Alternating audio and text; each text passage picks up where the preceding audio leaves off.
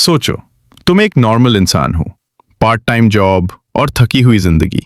और एक दिन पूरी दुनिया में काले टावर उगाते हैं, लोगों को पावर्स मिलने लगती हैं, लेकिन तुम्हें लगता है ये सब मेरे लिए नहीं है। तभी नूडल्स का पहला बाइट लेने से ठीक पहले एक मैसेज पॉपअप होता है, यू हैव अवेकन्ड। अब सवाल ये नहीं है कि तुम स्पेशल हो या नहीं, सवाल ये है, क्या ये अवेकनिंग तुम्हें हीरो बनाएगी या तुम्हारी जिंदगी को एक लिविंग नाइटमेयर में बदल देगी। ये जानने के लिए तुम्हें इस वीडियो को पूरा देखना होगा। कहानी की शुरुआत होती है हमारे मेन कैरेक्टर से, जो कि ग्रोसरी स्टोर से कुछ सामान लेकर अपने घर वापस जा रहा था। हमारा हीरो बताता है वो जिस डिस्ट्रिक्ट में रहता है उसका नाम है स्टूडियो डिस्ट्रिक्ट, और चाहे दिन हो या रात यहाँ पे हमेशा हलचल बनी रहती है। और यहीं पे मेरा छोटा सा घर है जो कि सिर्फ 180 वर्ग फुट का है। फिर हमारे हीरो का इंफॉर्मेशन बताया जाता है। नाम बोंग जुह्योक, उम्र 25 साल, बेरोजगार है, लेकिन एक साथ 3-3 पार्ट टाइम जॉब्स कर रहा है।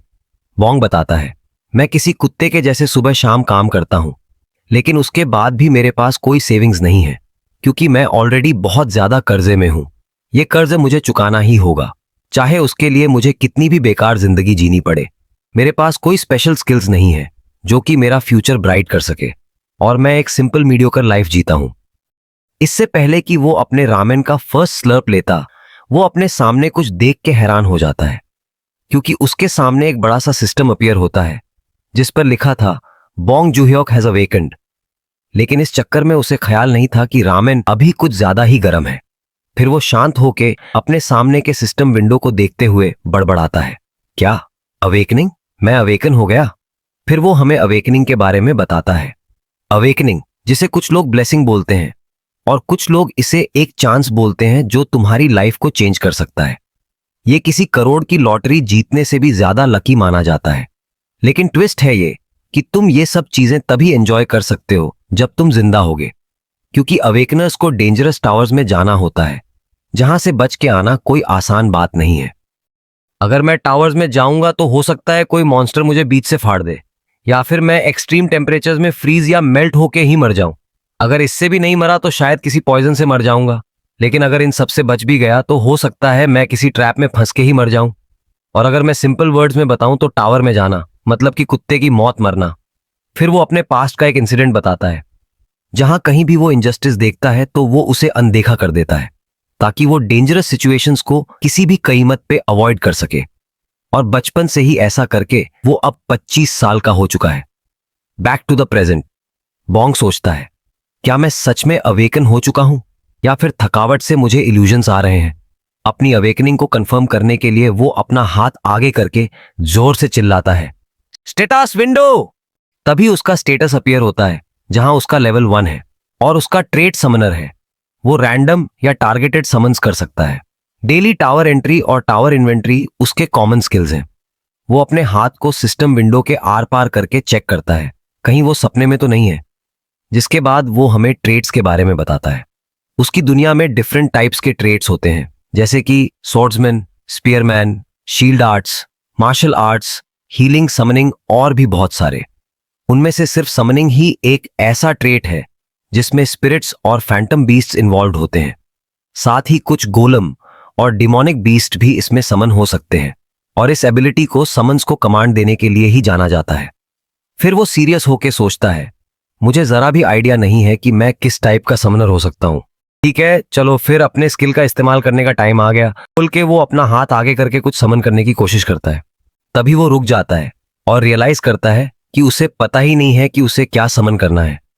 फिर बोंग सोचता है, क्या मुझे रैंडमली समन करना चाहिए? जिसके बाद वो शर्माते हुए बोलता है, मुझे नहीं लगता कि ये बाहर काम करेगा। शायद समनिंग के लिए मुझे टावर्स में जाना होगा, क्योंकि मैंने सुना है प्लेयर्स की एबिलिटी सिर्फ ट्रायल्स के अंदर ही काम करती है और उसके बाहर कोई भी इसे मैनिफेस्ट नहीं कर सकता है। लोग सिर्फ सिस्टम में अपने स्टेटस विंडो को ही देख सकते हैं, और टावर्स के बाहर एक प्लेयर और एक ऑर्डिनरी सिटीजन में कुछ खास वन डिफरेंस नहीं होता है। फिर बोंग अपने पास में पड़े कंप्यूटर को देखते हुए सोचता है, मैं सच में इडियट हूं। शायद मुझे अपने अवेकनिंग के बारे में इंटरनेट पे कुछ पता चल सकता है, क्योंकि मुझे नहीं लगता कि टावर्स के बाहर भी कोई स्किल एक्टिवेट हो सकता है। तभी फिर से सिस्टम अपीयर होता है जिस पे लिखा था रैंडम समन स्टार्ट किया जा रहा है। जो देखने के बाद बोंग पूरा ब्लैंक हो जाता है और वो इस चीज को समझ नहीं पा रहा था कि टावर के बाहर वो अपना स्किल कैसे एक्टिवेट कर पा रहा है। देखते ही देखते उसके दरवाजे के पास में समनिंग प्रोसेस स्टार्ट हो चुका था और वहां जल्द ही कोई समन आने वाला था, जिसके थोड़े ही देर में उस समनिंग सर्कल से एक इंसान निकलता है जिसके पास से काम ऑरा रिलीज हो रहा था। बोंग घबराते हुए बोलता है, ये क्या हो रहा है? ये तो इंसान है, भला समनिंग से एक इंसान कैसे आ सकता है? वो समन बोलता है, यस मास्टर, आपने बिल्कुल सही कहा, मैं एक इंसान ही हूं। बोंग आगे सोचता है, ये तो इम्पॉसिबल है, मैंने टावर के बाहर सक्सेसफुली समन कर लिया और ये किसी नॉर्मल समन यानी कि गोलम या स्पिरिट नहीं है, बल्कि एक इंसान है। तभी वो समन पर्सन अपने पास किसी चीज को स्मेल करने लगता है, मानो जैसे वो उस स्मेल को पहले से जानता हो। फिर वो एक्साइटेड होके बोलता है, ये तो रामेन है मास्टर, क्या मैं भी एक बाइट ले सकता हूं? तो बोंग भी उसे परमिशन दे देता है, जिसके बाद समन एक्साइटमेंट में अपना मील एंजॉय करने लगता है और बोंग पीछे खड़ा सोचता है, मुझे लगता है मैंने किसी भूखे नंगे को समन कर दिया है, जिसे खाते देख के लगता है कि ये 100 सालों से भूखा हो। समन अपना रामेन एंजॉय करते हुए बोलता है, ये टेस्ट थोड़ा डिफरेंट है, लगता है उन्होंने न्यू स्पाइसी फ्लेवर रिलीज किया है। और पीछे से बोंग इरिटेट होके सोचता है, ये सिर्फ एक निवाला मांगने वाला लालची है। खैर, ये काफी स्ट्रेंज बात है, आखिर ये टावर के बाहर कैसे समन हुआ? और क्या समनिंग में कोई ह्यूमन भी समन होता है? मैंने तो कभी नहीं सुना। जिसके बाद बोंग फिर से स्टेटस विंडो बुलाता है जिस पे लिखा था, समनिंग में ह्यूमंस या डेमी ह्यूमंस को भी समन कर सकते हैं, जिसका रेंज है आर ग्रेड मतलब रेयर, SR ग्रेड मतलब सुपर रेयर, SSR ग्रेड मतलब कि स्पेशल सुपर रेयर, और उससे भी ऊपर है LSSR ग्रेड यानी कि लेजेंड स्पेशल सुपर रेयर। और किसी भी सिचुएशन में समनर और समन्ड के बीच कम्युनिकेशन पॉसिबल है। बोंग बोलता है, ये तो ऐसा है जैसे कि मैं किसी गेम कैरेक्टर चूज कर रहा हूं। सिस्टम बताता है, समन्ड 3 आदेशों से बंधा हुआ है। तो बोंग सोचता है, आखिर क्या होंगे वो 3 आदेश, मुझे जल्दी दिखाओ। उन 3 आदेशों में से पहला था, समन्ड को किसी भी हालत में अपने मास्टर को प्रोटेक्ट करना होगा। दूसरा था, चाहे कुछ भी हो जाए, समन्ड को अपने मास्टर की सभी बातों का मानना होगा। और तीसरा था, और अगर कभी इन दोनों आदेशों में से किसी एक को चुनना होगा तो समन्ड पहले आदेश को प्रेफरेंस देगा। बोंग अपने समन को देख के सोचता है, एब्सोल्यूट ओबीडियंस, मैं तो ये सोच रहा हूं कि मेरा समन आखिर है कौन? तो सिस्टम बताता है, ये समन क्रूअल गिल्ड का खतरनाक असैसिन है जिसका नाम है जॉन कॉसेक, और ये इसका ग्रेड है सुपर रेयर। साथ ही उसका टाइप है ह्यूमन असैसिन और मैनिफेस्टेशन टाइम है सिर्फ 6 घंटे का, यानी कि 6 घंटे बाद ये समन डिसिपर हो जाएगा। अभी के लिए सेटिस्फैक्शन रेटिंग 0 है और कूल डाउन है 3 घंटे का। सिस्टम आगे बताता है, जॉन कॉसेक क्रूएल गिल्ड के लिए बड़ा सिर दर्द था, जो कि एक कंप्लीट लूनैटिक था। हालांकि इसका सक्सेस रेट 99% था। साथ ही इसने एक 5th सर्कल के डार्क मेज तक को असैसिनेट कर रखा है, जिसके बाद बोंग को सडनली बहुत ज्यादा हेडेक होने लगा था इतने सारे इंफॉर्मेशन को देखने की वजह से। तभी उसे स्ट्रेंज और इंटेंस प्रेशर फील होता है और इस बीच वो असैसिन जॉन कॉसेक के बारे में और देखने वाला था। जब वो अपने सामने देखता है तो वहां से एक पर्सन फुल स्पीड में बोंग को ही मारने आ रहा था, जिससे बोंग डर जाता है। लेकिन वो पर्सन जो कि जॉन कॉसेक था वो बोंग को नोटिस तक नहीं करता, क्योंकि बोंग अभी उसके मेमोरीज में प्रेजेंट है। बोंग अपने पीछे देखता है जहां पे कॉसेक अकेले ही 3 से फाइट करने के लिए जा रहा था। कॉसेक जाते ही अपने सामने वाले पर्सन को सिर्फ एक हिट में ही उसका सिर धड़ से अलग कर देता है, और जो बाकी बचे हुए 2 लोग थे उन्हें भी इजीली मार के उनका भी सिर धड़ से अलग कर देता है। लेकिन कॉसेक इतने पे ही नहीं रुकता है, वो उन तीनों के कटे हुए सिर को गिफ्ट रैप कर देता है, जो देख के बोंग डर से कांपने लगता है और डरते हुए बोलता है, शायद इसीलिए सिस्टम ने इसे इंसेन बोला था। ये एक साइकोपैथ असैसिन है जिसने उन्हें मारने के बाद उन्हें गिफ्ट रैप कर दिया है जैसे वो किसी को देने वाला हो। जिसके बाद एक रात का सीन दिखाते हैं जब कॉसेक के एक सिंगल फेलियर की वजह से ही वो मारा गया था। उस रात भी वो अपने मिशन पे गया था किसी पर्सन को असैसिनेट करने के लिए, जैसे वो पहले जाता था। वो अपने सामने सो रहे पर्सन पे अपने डैगर से खत्म करने वाला था। तभी उसको अपने पीछे में कुछ नोटिस होता है, और इससे पहले कि कॉसेक उससे बचे, उसने कॉसेक के बॉडी को 2 पीसेज में कट कर दिया था, क्योंकि वो कोई ऑर्डिनरी पर्सन नहीं था, बल्कि तब के एम्पायर का सबसे स्ट्रॉन्गेस्ट सोर्ड मास्टर था। बैक टू द रियलिटी, कॉसेक बोंग के पीछे आके क्रीपी वे में बोलता है, क्या हुआ मास्टर, आप क्या सोच रहे हो? जिससे बोंग डर से कांपते हुए पीछे जाके गिरता है। और कॉसेक आगे बोलता है, सॉरी मास्टर, मैं तो सिर्फ पूछने आया था कि आपके पास मेरे लिए कुछ ऑर्डर्स हैं या नहीं। लेकिन बोंग तो इतना ज्यादा डर चुका था कि मानो उसका दिल बाहर आ जाएगा। वो सोचता है, मुझे डरना नहीं चाहिए। इंस्ट्रक्शंस में साफ लिखा था कि समन तुम्हारे सभी कमांड्स को मानेगा, इसलिए मुझे अब कुछ कमांड्स देना होगा। जिसके बाद बोंग नॉन स्टॉप कमांड्स देता है। जाओ, पहले जाकर रामेन पॉट साफ करो, फिर टेबल साफ करो, फिर बाकी बर्तन को भी साफ करो। और कॉसेक बिना हेजिटेशन के उसके सभी कमांड्स को कंप्लीट करता है, जिसको देखते हुए बोंग सोचता है, ये तो कुछ ज्यादा ही फास्ट है। साथ ही इसने एक बार भी कंप्लेंट नहीं किया। ये तो सच में किसी ओबीडियंट डॉगी के जैसे मेरी सभी बातों को मान रहा है। लेकिन क्या ये मेरे लिए सब कुछ कर सकता है? फिर बोंग उससे पूछता है, क्या तुम मेरे सभी ऑर्डर्स को मानोगे?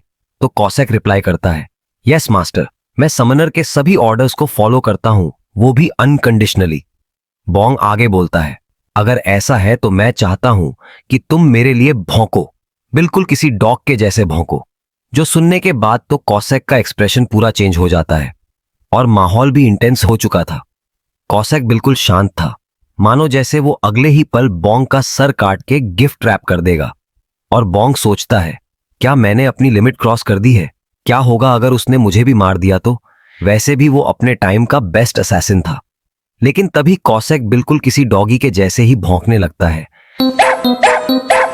साथ ही वो डॉगी के जैसे इधर उधर मूव भी कर रहा था, जो देखने के बाद बोंग स्पीचलेस रह जाता है और सोचता है, हाँ मैं मान गया, यही है एब्सोल्यूट ओबीडियंस।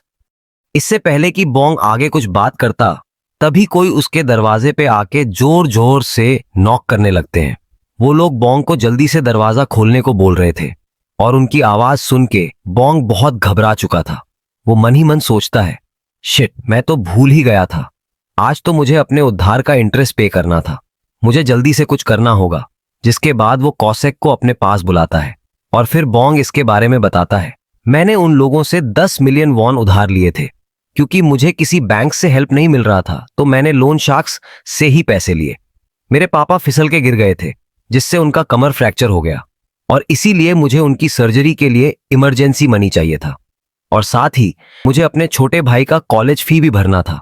मैंने तो सोचा था मैं इनके पैसे जल्द ही वापस कर दूंगा, लेकिन अभी तक मैंने 5 मिलियन वोन्स दे दिया, जो कि सिर्फ इंटरेस्ट था, और अभी प्रिंसिपल अमाउंट यानी कि 10 मिलियन वोन्स देना बाकी है। Back to the present. Bong सोचता है, मुझे पता है कि मैंने बहुत बड़ी गलती कर दी थी लोन लेके, लेकिन मैं आखिर कर ही क्या सकता था? मेरे पास कोई और ऑप्शन भी तो नहीं था। वो लोग एक्टिंग करते हुए बोलते हैं, बोंग जल्दी से दरवाजा खोल दो, हम बस तुम्हें देखने आए हैं, क्या तुम ठीक हो? तो बोंग जल्दी से कॉसेक को बुलाता है, लेकिन कॉसेक तो उन सभी लोगों का सर काट के गिफ्ट रैप करने के लिए तैयार बैठा था। फिर बोंग बताता है, नहीं नहीं रुक जाओ, तुम तो सच में एक डिजास्टर हो। तो बोंग उसे बाथरूम में ले जाते हुए बोलता है, जाओ और बाथरूम में छिप जाओ और जरा भी आवाज मत करना, बिल्कुल चुप रहना। कॉसेक बोलता है, ठीक है मास्टर, पर क्या मैं सांस ले सकता हूं या फिर वो भी रोकना पड़ेगा? जिसके बाद बोंग जाके दरवाजा खोल देता है और वो लोन शार्क आते ही बोंग का गला पकड़ लेता है। वो बंदा आगे बोलता है, तुम तो बहुत हेल्थी लग रहे हो, जब तुमने आज इंटरेस्ट के पैसे नहीं दिए तो मुझे लगा शायद तुम बीमार पड़ चुके हो। तो बोंग माफी मांगता है और बोलता है कि उसने अभी पैसे भेज दिए हैं। फिर वो बॉस डराते हुए बोलता है, अगर ये तुम्हारे लिए इतना टफ है तो खुद को फोर्स मत करो। अगर तुम्हारे पास पैसों की कमी है तो तुम अपने ऑर्गन सेल करके मेरे पैसे वापस कर सकते हो। तुम्हारी सिर्फ एक किडनी से तुम्हारी जिंदगी ज्यादा आसान हो जाएगी। पीछे से उसका लैकी बोलता है, बॉस इसके पास तो एक छोटा भाई भी है ना? तो बॉस बोलता है, हाँ तुम्हारा भाई भी काम करता है ना? वैसे भी यंग लोगों के ऑर्गन्स के ज्यादा पैसे मिलते हैं। लेकिन बोंग कुछ नहीं बोलता और ऐसे ही इन लोगों की बातें सुन के चुप रह जाता है। बॉस आगे बोलता है, आखिर तुम मुझे ऐसे क्यों देख रहे हो? ऐसा लग रहा है जैसे कि तुम मुझे मारने की सोच रहे हो। चुप क्यों हो? कुछ बोलते क्यों नहीं? फिर बोंग हंसने की एक्टिंग करते हुए बोलता है, नहीं बॉस, ऐसा कभी नहीं हो सकता, भला मैं आपको मारने की कैसे सोच सकता हूं? जिसके बाद वो लोग यहां से चले जाते हैं और जाते हुए बोलते हैं, अगर तुम मरना नहीं चाहते तो ऐसे ही टाइम पे इंटरेस्ट पे करना मत भूलना। तभी कॉसेक भी बाथरूम से बाहर आ जाता है, जिसको देख के बोंग बोलता है, अच्छा हुआ तुमने कुछ बोला नहीं और छिपे रहे। तो कॉसेक बोलता है, यस मास्टर, ये तो आपका ही ऑर्डर था। जिसके बाद बोंग सोचता है, मैं तो ये सबसे थक चुका हूं। पहले डबल शिफ्ट किया, फिर अवेकनिंग और फिर एक ह्यूमन समन, और अब तो लोन शार्क्स भी आ गए। मेरे ऊपर उधार बढ़ते ही जाएगा। क्या मुझे उसके लिए टावर क्लाइंबिंग करना चाहिए? लेकिन वहां तो बहुत ज्यादा डेंजरस मॉन्स्टर्स होते हैं। माना कि टावर चढ़ने से मुझे पैसे मिल सकते हैं, लेकिन मेरे जैसे किसी डरपोक के लिए टावर में सरवाइव करना असंभव है। तभी कॉसैक आके पूछता है, मास्टर, क्या आपके पास मेरे लिए कुछ और कमांड्स हैं? तो बॉन्ग बोलता है, मेरे पास तो कुछ नहीं है, लेकिन क्या तुम कुछ करना चाहते हो? और अगर तुम वापस जाना चाहते हो तो बता दो। तो कॉसैक एक्साइटेड होके बोलता है, नहीं नहीं, मुझे अभी वापस नहीं जाना है। अगर आपके कोई कमांड नहीं है तो क्या तब तक मैं टीवी देख सकता हूं? क्योंकि मैंने बहुत सालों से टीवी नहीं देखा है। तो बॉन्ग उसको परमिशन दे देता है और मन ही मन सोचता है, मुझे तो लगा भी नहीं था कि इसको टीवी और रामेन के बारे में कुछ पता नहीं होगा। खैर छोड़ो। जिसके बाद कॉसैक बिल्कुल ध्यान से टीवी देखने लगता है और बॉन्ग सोने की कोशिश कर रहा था। बॉन्ग कॉसैक को देखते हुए सोचता है, हालांकि ये एक समन है, लेकिन इसका पास होना उतना भी बुरा नहीं है, और सच बताऊं तो इसके पास होने से ज्यादा कंफर्टेबल फील होता है। वैसे भी इसके आने से पहले तक पूरे दिन अकेले ही काम करता था और मुझे तो लगा था मैं ऐसे ही काम करते करते ही मर जाऊंगा, लेकिन इसके पास होने से मेरे काम में कुछ हेल्प हो जाती है और हो सकता है ये आगे भी मेरे कुछ काम आ जाए। जिसके बाद फिर बॉन्ग सो जाता है। 2000 years later. एग्जैक्टली 8 बजे अलार्म से वो सुबह सुबह उठता है और उठने के साथ वो अपने आसपास देखता है और कॉसैक को बुलाते हुए बोलता है, क्या वो रिलीज हो गया? वैसे भी 6 घंटे हो गए थे, तो शायद वो चला गया होगा। और वो याद करता है कि उसने अपने सपने में सिस्टम में देखा था जब कॉसैक रिलीज हुआ था। फिर बॉन्ग उठते हुए बोलता है, खैर छोड़ो, अब मुझे फिर से काम पे जाने के लिए रेडी होना होगा। और दूसरी तरफ न्यूज में बता रहे थे, ब्रेकिंग न्यूज, आज सुबह ही स्टूडियो डिस्ट्रिक्ट सोल में, जहां पे लोन शार्क्स स्माइल कैश का इलीगल ऑफिस था, वहां पे बेहद ही दर्दनाक मामला सामने आया है। बॉन्ग सोचता है, क्या स्माइल कैश? ये तो वही लोग हैं जो कल मेरे घर इंटरेस्ट मांगने आए थे। न्यूज में आगे बोलता है, वहां पे 3 लोगों की डेड बॉडीज मिली हैं, वो भी बिना सर के। जो सुनने के बाद बॉन्ग के हाथ से उसका ब्रश नीचे गिर जाता है। एंकर बोलता है, और यहां पे शॉकिंग बात है ये कि उन तीनों के सर कुछ दूर पे मिले हैं और क्रिमिनल ने उनके सर को एक रेड रिबन से रैप कर दिया था। इतना कुछ सुनने के बाद बॉन्ग को वही सीन याद आता है जब वो कॉसैक की मेमोरीज में गया था, क्योंकि कॉसैक ही अपने विक्टिम्स को मार के उनके सर गिफ्ट रैप करता है। बॉन्ग समझ चुका था कि इन लोगों के मर्डर के पीछे पक्का कॉसैक का ही हाथ है। फिर बॉन्ग पैनिक करते हुए बोलता है, अजी घंटा का कंफर्ट, मैंने तो एक साइकोपैथ मर्डरर को समन कर लिया है, अब मेरा क्या होगा? न्यूज में दिखा रहे थे 14 फरवरी को स्माइल कैश में उन 3 ब्रूटल मर्डर के बारे में, जहां कॉसैक ने उस बॉस के फिंगर्स को तोड़ दिया था, क्योंकि उसने इसी हाथ से बॉन्ग का गला पकड़ा था और उसे धमकाया था। साथ ही बॉस और उसके चमचों के कटे हुए सार को दिखाते हैं। बॉन्ग ये सब देखकर परेशान होते हुए बोलता है, खुद गए गुरु, कॉसैक ने तो मुझे फंसा दिया। अभी बॉन्ग अपने पार्ट टाइम जॉब पे था, तभी एक कस्टमर उसके सामने एक प्रोडक्ट लाता है जिसको गिफ्ट रैप किया था, और वो पर्सन जिसका सर कटा हुआ था, वो बोलता है, क्या तुम मेरे लिए इसे कैलकुलेट कर सकते हो? जो देखने के बाद बॉन्ग डर के कांपने लगता है। उसके सामने और भी 4 कटे हुए सर रखे हुए थे और ये बिना सर का पर्सन उससे बोलता है, एक्सक्यूज मी, क्या तुम जल्दी से इसका बिल बना सकते हो? लेकिन बॉन्ग ये सब देखने के बाद बुरी तरह से घबरा जाता है, जिससे वो पीछे रखे आइटम से टकरा जाता है। लेकिन ये सब उसका इमेजिनेशन था, क्योंकि उसके सामने एक लड़की खड़ी थी जो उससे बोलती है, क्या तुम ठीक हो? तुम इतना डर क्यों रहे हो? फिर बॉन्ग माफी मांगता है और जल्दी से उसका पेमेंट कंप्लीट करता है। जिसके कुछ देर बाद का सीन दिखाते हैं, जहां बॉन्ग जाते हुए सोचता है, मुझे नहीं लगता कि मैं अभी जॉब कर पाऊंगा, इसलिए मैं 1-2 दिन के लिए ब्रेक लेने वाला हूं। बॉन्ग अभी बहुत ज्यादा डिप्रेस था, क्योंकि उसे लग रहा था वो तीनों लोग उसकी वजह से मारे गए। जिसके बाद रात का सीन दिखाते हैं, जहां बॉन्ग अपने रूम पे आ चुका था। वो अभी कॉसैक का स्टेटस विंडो देखते हुए बोलता है, वो बंदा सच में एक साइकोपैथ असैसिन था। माना कि वो मुझे कुछ नहीं करेगा क्योंकि मैं उसका समनर हूं, लेकिन इसके बावजूद भी वो बहुत ज्यादा स्केरी है। फिर वो अपना हाथ आगे करके कॉसैक को फिर से समन करने की कोशिश करता है, लेकिन उसके सामने एक सिस्टम विंडो अपीयर होता है, जिसको देखकर बॉन्ग हैरान हो जाता है, क्योंकि उस सिस्टम में लिखा था डेजिग्नेटेड समन करने से पहले आपको जॉन कॉसेक को सेटिस्फैक्शन रेटिंग देना होगा। इन स्टार्स पे क्लिक करके उसे अपने अकॉर्डिंग रेट करिए। तो बॉन्ग को याद आता है, अच्छा, इसीलिए कैटलॉग में भी सेटिस्फैक्शन रेटिंग का मेंशन था। फिर बोंग अपना मिडिल फिंगर दिखाते हुए बोलता है, मैंने उस गधे को टीवी देखने बोला था, फिर भी उसने बिना ऑर्डर्स के ही 3 लोगों का मर्डर कर दिया, जिसके लिए मैं सिर्फ 1 स्टार दूंगा। लेकिन स्टार देने के आखिरी टाइम पे ही वो रुक जाता है क्योंकि उसे ये चीज सही नहीं लग रही थी और बोंग कॉसेक को 1 स्टार ना देकर 3 स्टार देता है। सिस्टम भी इस चीज को कंफर्म करता है कि बोंग ने कॉसेक को 3 स्टार का सेटिस्फैक्शन रेटिंग दिया है। फिर बोंग बताता है, जब उसकी मां रेंटल वाटर प्यूरिफायर कोऑर्डिनेटर का जॉब करती थी तो जब उन्हें लो रेटिंग्स मिलती थी तब उन्हें भी बुरा लगता था। इसलिए भले ही मुझे कॉसेक से कितनी भी कंप्लेंट्स हो, मैं उसे सिर्फ 1 स्टार नहीं दे सकता, क्योंकि 1 स्टार देना बेटा मेल्स का काम होता है।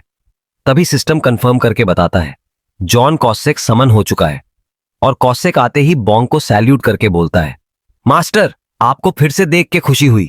फिर वो एक्साइटेड होकर बोलता है, मुझे 3 स्टार देने के लिए आपका थैंक्स, मैं आगे से और मेहनत करूंगा।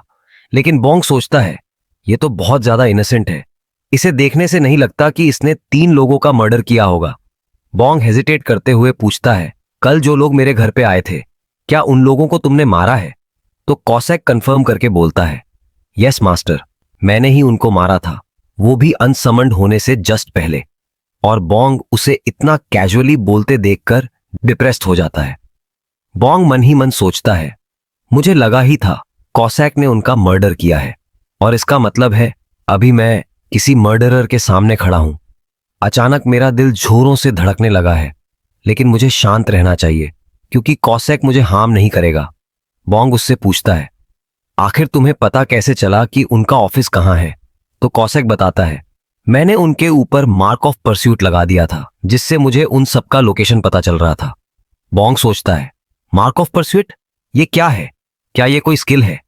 फिर वो पूछता है, लेकिन तुमने उनका मर्डर क्यों किया? तो कॉसेक बोलता है, क्योंकि वो लोग आपके लिए खतरा हो सकते थे, इसलिए कुछ होने से पहले ही मैंने उन्हें खत्म कर दिया। बोंग बोलता है, लेकिन मैंने तुम्हें ऐसा कुछ करने नहीं बोला था। फिर कॉसेक याद दिलाता है, समन लॉ के आर्टिकल 3 में ऐसा लिखा हुआ था, इसलिए मैंने उन्हें खत्म कर दिया। जो सुनने के बाद बोंग बिल्कुल शॉक्ड और स्पीचलेस हो जाता है। कॉसेक आगे बोलता है, देखिए मास्टर, फर्स्ट रूल में ही लिखा है समनर की लाइफ को टॉप प्रायोरिटी देना है। इसका मतलब है अगर समनर किसी डेंजरस सिचुएशन में है तो इसे इग्नोर नहीं किया जा सकता है। तो बोंग पूछता है, अगर मैं तुम्हें ऑर्डर दूं कि तुम मुझे मार दो तो क्या तुम इसे डिसोबे करोगे? जिस पर कॉसेक नहीं में आंसर करता है। फिर बोंग बोलता है, तो इसका मतलब है तुम मेरा भी सार काट के गिफ्ट रैप कर दोगे? तो कॉसेक भी अग्री करता है। बोंग आगे बोलता है, लेकिन वो लोग कोई एक्चुअल थ्रेट नहीं थे, तो क्या ये तुम्हारा खुद का फैसला नहीं था? तो कॉसेक बोलता है, हाँ ये सच है, लेकिन आर्टिकल 3 के बहुत से मतलब हो सकते हैं। कॉसेक आगे बताता है, मेरी नजर में वो बास्टर्ड्स आगे चल के आपके लिए खतरा बन सकते थे, इसलिए मुझे ऐसा रीजनेबल जजमेंट लेना पड़ा। लेकिन बोंग गुस्सा करते हुए बोलता है, नहीं ऐसा नहीं है, तुम एक पागल साइको हो। फिर उसे रियलाइज होता है कि उसने ज्यादा ही गुस्सा कर दिया है, इसलिए वो कॉसेक से माफी मांगता है। तो कॉसेक उससे बोलता है, नहीं नहीं, आप माफी मत मांगो, मुझे ऐसे वर्ड सुनने की आदत हो गई है। बोंग डरते हुए सोचता है, पता नहीं क्यों, लेकिन मुझे लग रहा है कि ये मेरे लिए बहुत डेंजरस हो सकता है। मान लो मैं कॉसेक के साथ किसी क्राउडेड एरिया में जा रहा हूं और गलती से मैं किसी बंदे से टकरा गया और उस बंदे ने पलट के मुझसे बोला, साले तू अंधा है क्या? देख के चल वरना मैं तेरी आंखें निकाल लूंगा। और भले ही वो पर्सन मुझे मारना नहीं चाहता हो, लेकिन कॉसेक उसे एक थ्रेट समझ के उसको भी मार के गिफ्ट रैप कर सकता है। बोंग पैनिक करते हुए बोलता है, अगर ऐसा कुछ हुआ तब तो मेरे लिए बाहर जाना तक मुश्किल हो जाएगा। लेकिन कॉसेक को समझ नहीं आता कि मास्टर ऐसा क्यों बोल रहे हैं। फिर भी कॉसेक अपने घुटनों पे आकर बोलता है, मास्टर मुझे लगता है मैं गलत था, इसलिए मुझे माफ कर दो। बोंग उसे समझाता है, देखो तुम मेरे लिए किसी का मर्डर मत करना वरना मैं फंस जाऊंगा। लेकिन कॉसेक बोलता है, डोंट वरी मास्टर, किसी को कुछ पता नहीं चलेगा। फिर बोंग बोलता है, नहीं मैं चाहता हूं कि तुम ऐसा दोबारा मत करना। तो कॉसेक हेजिटेट करके बोला, लेकिन मैं इसकी कोई गारंटी नहीं ले सकता हूं। फिर बोंग गुस्सा करके बोला, मुझे प्रॉमिस करो, जब तक मुझे कोई डायरेक्ट थ्रेट ना हो तब तक तुम बिना मतलब किसी का भी मर्डर नहीं करोगे। कॉसेक अग्री करके जोश में बोलता है, यस मास्टर, पहले मैं सिचुएशन को ध्यान से देखूंगा, उसके बाद ही एक्शन लूंगा। जिसके बाद बोंग राहत की सांस लेता है और बोला, ठीक है, अभी के लिए तुम वापस जा सकते हो। तो कॉसेक उसे रोकते हुए पूछता है, मास्टर, वैसे मैं आपसे कुछ पूछना चाहता हूं, क्या आप टावर्स क्लाइंब करने नहीं जाओगे? जो सुन के बोंग स्पीचलेस हो जाता है। जिसके बाद बोंग मन ही मन बोलता है, हाँ, ये सही बोल रहा है। टावर क्लाइंबिंग एक once in a lifetime opportunity होता है, लेकिन अगर मैं सच बताऊं तो मुझ में इतना हिम्मत नहीं है जो मैं टावर क्लाइंबिंग के लिए जा सकूं। मैं बहुत डरपोक हूं और टावर डेंजरस होते हैं, मैं शायद वहां मर भी सकता हूं। फिर बोंग कॉसेक से पूछते हैं, वैसे क्या तुम्हारा कोई और समनर था? मतलब क्या किसी ने तुम्हें मुझसे पहले भी समन किया था? तो कॉसेक बताता है, यस मास्टर, अगर मैं सच बताऊं तो मेरा ओल्ड समन एक स्ट्रांग और ब्रेव पर्सन था। बोंग एक डिसअपॉइंटेड फेस बना के बोलता है, लेकिन मेरे पास इतना हिम्मत नहीं है जो मैं अपनी लाइफ को रिस्क में डाल सकूं, क्योंकि मैं डरपोक हूं। कॉसेक बोंग को कुछ बोलने की कोशिश करता है, लेकिन बोंग उसे बीच में ही रोक देता है और खुद बोलता है, हाँ, मैं जानता हूं कि तुम मुझे एक पैथेटिक कावर्ड समझते हो। लेकिन कॉसेक एक्साइटेड होके बोला, नहीं मास्टर, आप तो बेस्ट समनर हो। जो सुनने के बाद तो बोंग खुद भी हैरान हो जाता है। कॉसेक आगे बोलता है, मास्टर, क्या आपको पता है कि एक समनर के लिए सबसे जरूरी चीज क्या होती है? वो है उसकी सेफ्टी। ब्रेव होना बिल्कुल किसी पॉइजन के जैसा होता है, क्योंकि ब्रेव समन हमेशा खतरे में होता है। उसे खुद नहीं पता वो कब मर सकता है, और अगर आप भी ब्रेव होते तो आप भी मर सकते हो। जिसके बाद मुझे कौन समन करेगा? इसलिए आपको घबराने की कोई जरूरत नहीं है। मैं आपके लिए सारे गंदे काम करूंगा, लेकिन मैं चाहता हूं आप ऐसे ही सेफ खेलो और एक लंबी जिंदगी जियो, ताकि हम लोग लंबे समय तक साथ रहें। अपने बारे में इतना कुछ सुन के बोंग सरप्राइज्ड रह जाता है। जिसके बाद अगले दिन का सीन दिखाते हैं, जहां बोंग उठते हुए बताता है, मैं पूरी रात सो नहीं पाया, क्योंकि मैं बार बार यही सोच रहा था कि मुझे टावर क्लाइंबिंग के लिए जाना चाहिए या नहीं। वैसे भी मुझे टावर क्लाइंबिंग की क्या जरूरत है, क्योंकि लोन के साथ ही लोन शार्क्स भी खत्म हो चुके हैं। अब तो मेरे ऊपर कोई उधार भी नहीं है। इसलिए मैंने डिसाइड कर लिया है कि मैं सेफ रहूंगा और ऑर्डिनरी काम करके एक पीसफुल लाइफ स्पेंड करूंगा। वो अभी एक्सरसाइज स्टार्ट ही करने वाला था, तभी उसको किसी का कॉल आता है।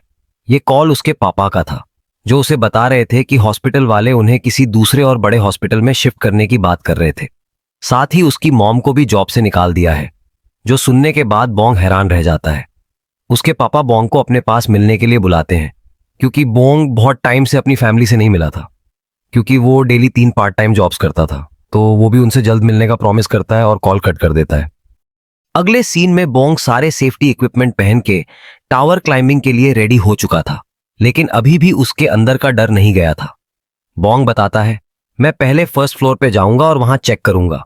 अगर मुझे वो डेंजरस लगे तो मैं जल्दी से वहां से भाग के वापस आ जाऊंगा, लेकिन अंदर जाने से पहले मुझे अपने समन को बुलाना चाहिए। पर मुझे नहीं लगता कि उस पागल कॉसेक को बुलाना सही होगा। शायद मुझे किसी और समन को बुलाना चाहिए। हो सकता है न्यू समन कोई LSSR ग्रेड का हो। अगर ऐसा हुआ तो मैं आसानी से फर्स्ट फ्लोर क्लियर कर पाऊंगा। लेकिन सिस्टम बताता है कि रैंडम समन अभी अवेलेबल नहीं है, क्योंकि रैंडम समन पे अभी 28 दिन और 11 घंटे का कूल डाउन लगा है। बोंग सोचता है, ये क्या हो रहा है? मुझे नहीं पता था कि इस पे भी कूल डाउन होता है, वो भी पूरे 28 दिन का।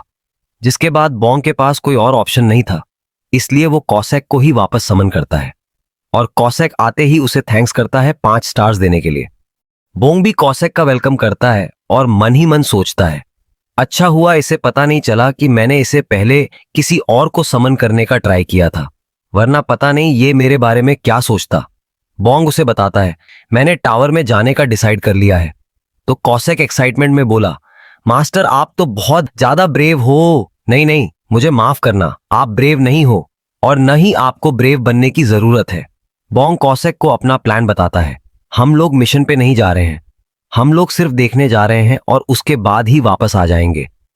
कॉसेक बोंग के सेफ्टी इक्विपमेंट को फेंक के बोलता है, मास्टर, इस कचरे को फेंक दो, क्योंकि इसके बदले में मैं आपका हथियार बनूंगा और आपका पालतू कुत्ता भी बन जाऊंगा। मेरे होते हुए आपको कोई भी टेंशन लेने की जरूरत नहीं है। मैं आपको उंगली उठाने तक का कष्ट नहीं दूंगा। जिसके बाद सिस्टम पूछता है, क्या आप द ब्लैक कोरियन टावर में जाना चाहोगे? करंट सिर्फ फर्स्ट फ्लोर को ही एक्सेस किया जा सकता है। तो बोंग भी बिना ज्यादा हेजिटेशन के इसे कंफर्म कर लेता है, और कॉसेक तो एक्साइटमेंट में डांस कर रहा था। सिस्टम भी जल्दी से उन्हें कोरियन टावर में टेलीपोर्ट कर देता है। लेकिन इस बीच बोंग अपना कंट्रोल खो देता है, पर कॉसेक ने उसे पीछे से पकड़ लिया था और उसे घबराने से मना करता है। वो लोग फुल स्पीड में द कोरियन टावर में टेलीपोर्ट हो रहे थे। इतनी स्पीड में जाने की वजह से बोंग तो बेहोश हो चुका था, लेकिन कॉसेक ने उसे पकड़ रखा था ताकि वो पीछे न रह जाए। जिसके कुछ देर बाद का सीन दिखाते हैं जहां वो लोग सक्सेसफुली कोरियन टावर में पहुंच चुके थे। बोंग अपने सामने देखते हुए बोलता है, तो क्या यही है ब्लैक टावर? पर यह तो एक बंजर जमीन लग रहा है। लेकिन तभी बोंग की हालत खराब होने लगती है क्योंकि उसको मोशन सिकनेस है। जिसके बाद वो अपने मुंह से एलजी टीवी निकालता है और कॉसेक बोलता है, क्या आप ठीक हो? कोई नहीं, अगली बार से आपको इसकी आदत हो जाएगी। दोनों लोग उस बैरियर से बाहर निकल चुके थे। कॉसेक बोलता है, आप मेरे पीछे आना, मैं आपको रास्ता दिखाऊंगा। और बोंग भी बिल्कुल केयरफुल था। तभी सिस्टम बताता है, लेवल के अकॉर्डिंग फिजिकल एबिलिटीज इंप्रूव हो चुके हैं और अब कैरेक्टरिस्टिक्स और कॉम्बैट स्किल्स को यूज किया जा सकता है। बोंग भी ऐसे सडन पावर बूस्ट से हैरान था क्योंकि उसने ऐसा कुछ एक्सपेक्ट नहीं किया था। बोंग सोचता है, तो क्या ऐसा ही फील होता है एक प्लेयर बनने के बाद? हालांकि मैं लेवल 1 का हूं, फिर भी मैं स्ट्रांग फील कर रहा हूं। सिस्टम मिशन बताता है, इन्हें 5 टफ स्किन फैटी ग्रब्स को डिफीट करना है, वो भी सिर्फ 2 घंटे से पहले। अगर मिशन फेल हुआ तो प्लेयर को मार दिया जाएगा। जब कॉसेक अपने सामने देखता है तो उसे वहां पर बहुत सारे फैटी ग्रब्स दिखते हैं जो कि बिल्कुल किसी स्नेल के जैसे ही धीरे धीरे मूव कर रहे थे।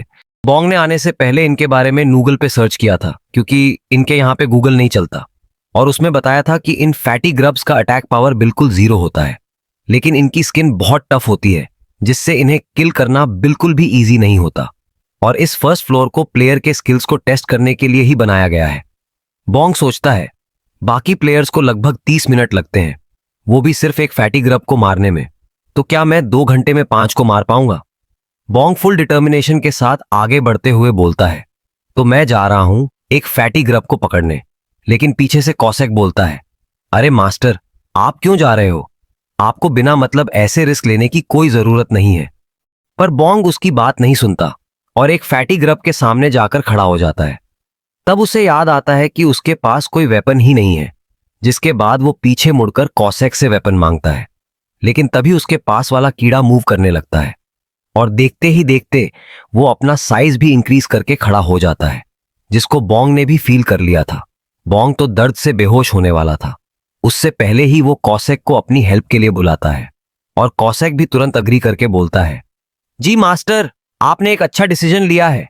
इसके बाद ही कॉसेक फुल स्पीड में भागते हुए उस कीड़े के पास चला आता है और उस कीड़े को एक नॉर्मल पंच करता है, जिसके प्रेशर से उसका हेड ब्लास्ट हो जाता है। पर कॉसेक इतने पे ही नहीं रुकता और वो बोंग को वहीं रुकने बोलकर बाकी सभी कीड़ों को भी फिनिश करने चला जाता है। जिसके बाद वो अपने हाथ में कुछ वेपन्स को समन करता है जो कि नारुतो के कुनाई जैसे थे। फिर उन सभी कुनाई को कीड़ों की तरफ ही थ्रो कर देता है और हम देखते हैं कॉसेक ने अपना एक भी टारगेट मिस नहीं किया था। जिसके बाद वो बिल्कुल हॉलीवुड स्टाइल में मुड़ते हुए बोलता है, ब्लेड एक्सप्लोजन, जिससे वो सभी कुनाई एक एक करके ब्लास्ट हो जाते हैं और कॉसेक फुल स्वैग में चलते हुए आ रहा था। बोंग भी कॉसेक के स्पीड और स्टाइल को देखकर इंप्रेस हो चुका था। तभी एक एक करके बहुत सारे सिस्टम नोटिफिकेशन आते हैं जिनमें लिखा था, आपने सक्सेसफुली फर्स्ट फ्लोर के मिशन को कंप्लीट कर लिया है, जिससे आपका लेवल अप हो चुका है और आपको 100 ग्राम मैजिक स्टोन मिलेंगे। साथ ही उसे कोरिया के ब्लैक टावर के फर्स्ट फ्लोर को क्लियर करने पर S++ रैंक अचीवमेंट मिलता है और उसका S++ रिवॉर्ड है एक प्लेटिनम बैज। बोंग खुशी से झूमते हुए बोलता है, हरे! ये तो कुछ ज्यादा ही इजी था।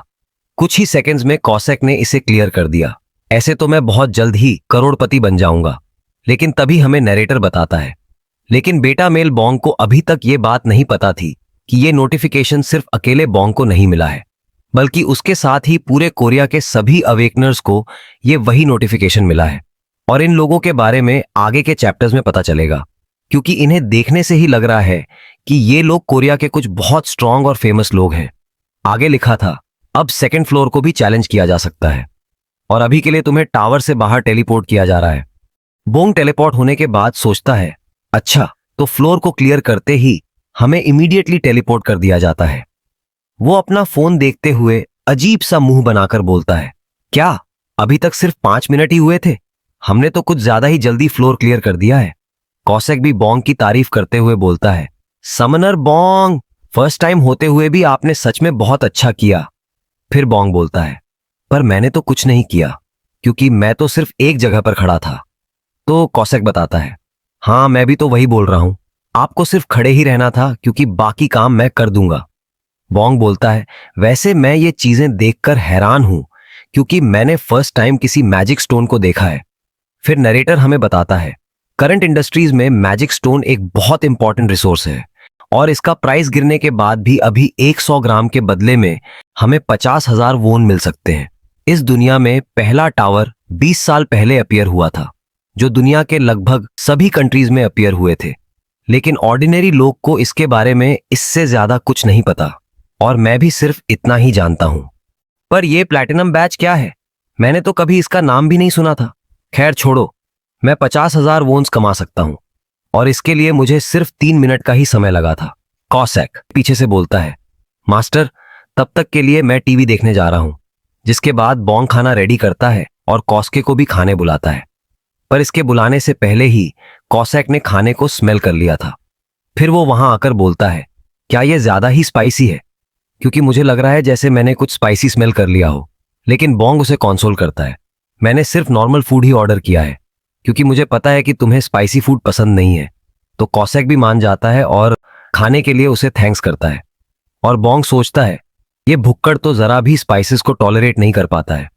बोंग कॉसेक से उसके बोलने के स्टाइल के बारे में पूछता है, क्या तुम हमेशा ऐसे ही बात करते हो? तो कॉसेक बताता है, हाँ ऐसा इसलिए है क्योंकि मैंने ये अपने प्रीवियस समनर से सीखा था। बोंग सोचता है, ये तो बिल्कुल एक्स बॉयफ्रेंड इन्फ्लुएंस जैसा है। शायद ये अपने एक्स समनर के बहुत क्लोज था। इसके बाद ये दोनों मील एंजॉय करते हुए थोड़ा हंसी मजाक करते हैं और बोंग उसे खाते हुए देखकर सोचता है, ये पर्सन इतना भी डेंजरस नहीं है, पर ये काफी स्ट्रांग है जो मेरे आगे के फ्लोर्स क्लियर करने में काम आ सकता है। इसके बाद नेक्स्ट मॉर्निंग का सीन दिखाते हैं जहां सुबह सुबह चिड़ियों की चहचहाहट गूंज रही थी। इसके साथ ही हम बोंग को देखते हैं जो अपनी वॉल पर अल्फा मेल का डेली रूटीन चिपका रहा था।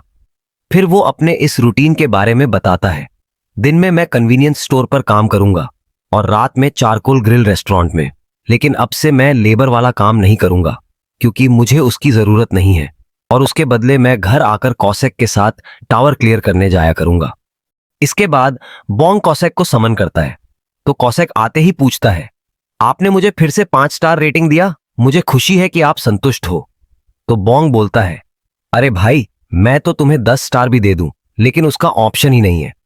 फिर बोंग आगे पूछता है, वैसे क्या संतुष्टि रेटिंग इतना ज्यादा जरूरी है? तुम मुझे भी इसके बारे में बताओ। तो कॉसेक एक्सप्लेन करता है, आपके पास जितना अच्छा रेटिंग होगा उतना ही ज्यादा आपके अपग्रेड होने के चांसेस होते हैं और इससे मैनिफेस्टेशन टाइम, रैंक वगैरह भी इंक्रीज होते हैं। इसके बाद सिस्टम नोटिफिकेशन दिखाते हैं जिसपे लिखा था, ब्लैक टावर के 2nd फ्लोर पे एंटर किया जा रहा है और कुछ ही देर में बोंग और कॉसेक दोनों ही टेलीपोर्ट होकर 2nd फ्लोर पर आ चुके थे। सिस्टम इस मिशन के बारे में बताता है जहां इस बार इन्हें 10 फैटी ग्रब्स को मारना था, लेकिन इस बार वाले स्लो नहीं बल्कि फास्ट होने वाले हैं और टाइम लिमिट सिर्फ 2 घंटे की है। अगर ये फेल हुआ तो प्लेयर को मार दिया जाएगा। बोंग अपने सामने देखते हुए बोलता है, ये तो कुछ ज्यादा ही फास्ट है, मुझे नहीं लगता कि इस बार हम लोग इसे जल्दी खत्म कर पाएंगे क्योंकि ये ग्रब्स बहुत फास्ट हैं और रैंडमली मूव कर रहे हैं। बोंग कॉसेक से पूछता है, तुम ही बताओ कि मुझे 2nd फ्लोर पे क्या करना है? तो कॉसेक बोलता है, क्या करना है? कुछ भी करना नहीं है मास्टर, आप सिर्फ मुझे 3 मिनट दो, उतने में ही मैं इन सबको खत्म कर दूंगा। इसके बाद कॉसेक जाते हुए बोलता है, मास्टर आप वहीं रुको, मैं उनको खत्म करके आया। फिर बोंग उससे पूछता है, अगर तुम जल्दी आ गए तो आज खाने में चिकन बनेगा। कॉसेक चिकन का नाम सुनते ही खुश हो जाता है और अपने ब्लेड्स को चारों तरफ फेंक देता है। एक एक करके सभी ब्लेड्स उन ग्रब्स को हिट करते हैं और इंस्टेंटली ब्लास्ट हो जाते हैं। बोंग सोचता है, ये तो सच में अमेजिंग है, ही सो फास्ट। तभी सिस्टम में लिखा आता है, 2nd फ्लोर सक्सेसफुली क्लियर हो चुका है और रिवॉर्ड्स के तौर पे 200 ग्राम मैजिक स्टोन मिलेंगे। साथ ही उसे इस बार भी S++ रैंक मिलता है इस फ्लोर पे और इसके बदले में उसे एक और प्लेटिनम बैज मिलता है। बोंग सोचता है, S++, वो भी फिर से? क्या S++ रैंक करना इतना इजी है? क्योंकि ये कुछ ज्यादा ही फास्ट है। मैं तो पार्ट टाइम जॉब पे जाने से पहले भी वापस आ सकता हूं। और साथ ही थर्ड फ्लोर का भी मिशन आ चुका था, जहां इन्हें 10 आइस कोल्ड फैटी ग्रब्स को डिफीट करना था। पर इस बार बॉन्ग थर्ड फ्लोर पे पूरे स्टाइल में टेलीपोर्ट होता है और कॉसैक भी उसकी तारीफ करते हुए बोलता है, मास्टर, आपने अपना लैंडिंग इंप्रूव कर लिया है। इस मिशन के स्टार्ट होते ही कॉसैक कुछ ही देर में वहां के 10 आइस ग्रब्स को फिनिश कर देता है और सिस्टम बताता है थर्ड फ्लोर भी सक्सेसफुली क्लियर हो चुका है और लेवल अप हो गया। साथ ही 300 ग्राम मैजिक स्टोन्स मिले हैं और फिर से वही S++ रैंक और साथ ही वही बेकार का प्लेटिनम बैज। दोबारा एक और नोटिफिकेशन आता है जिसमें फोर्थ फ्लोर को भी सफलतापूर्वक क्लियर कर दिया गया था, जिसे क्लियर करने के बाद कॉस्केक्स खुश होते हुए एक स्टाइलिश पोज करता है। फिर दोबारा से एक और नोटिफिकेशन आता है जहां फिफ्थ फ्लोर भी क्लियर हो चुका था, जहां बॉन्ग और कॉसैक ने कुछ ही मिनट्स में फिफ्थ फ्लोर तक क्लियर कर दिया था और अभी तक बॉन्ग के पास कुल 5 S++ रैंक के प्लैटिनम बैजेस हो चुके थे और इन 5 प्लैटिनम बैजेस के बदले में बॉन्ग को एक स्पेशल रिवॉर्ड दिया जाएगा। इसे देखते हुए बॉन्ग सोचता है, क्या सच में मुझे स्पेशल रिवॉर्ड्स मिलेंगे? मुझे तो विश्वास ही नहीं हो रहा है। और स्पेशल रिवॉर्ड के तौर पे उसको अवेकनिंग ट्रेट एनहांसमेंट मिलता है, जिसके बाद अब बॉन्ग एक ही समय पे 2 समन्स तक को रख सकता है। बॉन्ग अपना स्टेटस चेक करता है, जहां उसका लेवल अब 6 हो चुका है और समन स्लॉट भी इंक्रीज होके 2 हो चुका है और बाकी सब कुछ पहले जैसा ही है। बॉन्ग चुसा हुआ फेस बना के सोचता है, वाओ, अब तो मेरे पास 2 समन स्लॉट्स हैं। इसका मतलब टावर में अब मैं 2 समन्स को साथ ला सकता हूं। जब कॉसैक अकेले ही 3 मिनट्स में ये फ्लोर क्लियर कर सकता है, तो अगर 2 समन्स होंगे फिर तो 1 मिनट से भी कम टाइम लगेगा। ये S++ रैंक का फाइनल रिवॉर्ड तो बहुत यूजफुल है। फाइनली ये प्लैटिनम बैजेस मेरे कुछ काम तो आए। मुझे तो ऐसा फील हो रहा है जैसे कि मैंने कोई ओलंपिक्स रेस जीत लिया हो और 2 समन्स होने के बाद तो मैं और भी सेफ हो जाऊंगा। लेकिन अभी रैंडम समन का कूलडाउन खत्म होने में अभी और भी 20 दिन बाकी हैं। तब तक के लिए मुझे 20 दिन बीतने का वेट करना होगा और 20 दिन के बाद मेरे दोनों समन्स बैटल करके इजीली S++ रैंक ले लेंगे। वैसे कल मुझे 6th फ्लोर को क्लियर करने भी जाना है, जिसके बाद कोरिया के अवेकनर मैनेजमेंट एडमिनिस्ट्रेशन का सीन दिखाते हैं, जहां पर कुछ लोग एक गंभीर चर्चा कर रहे थे। यह व्यक्ति सोचता है, आखिर आज ये कब रिंग करेगा, सुबह या शाम या फिर देर रात में। तभी एक लड़की उसके बहुत ज्यादा क्लोज आकर बोलती है, सर, क्या आप अनाउंसमेंट के बारे में सोच रहे हो? जिससे वो बॉस डर जाता है और उस पर गुस्से में चिल्लाता है, क्या तुम पागल हो? मैंने तुम्हें लोगों के इतना क्लोज जाकर उन्हें रीड करने से मना किया था ना। लड़की बोलती है, मैं इसमें कुछ नहीं कर सकती, क्योंकि जब मैं क्यूरियस होती हूं तो मैं खुद पे कंट्रोल नहीं कर पाती। वैसे मैं दोनों को इंट्रोड्यूस कर देता हूं।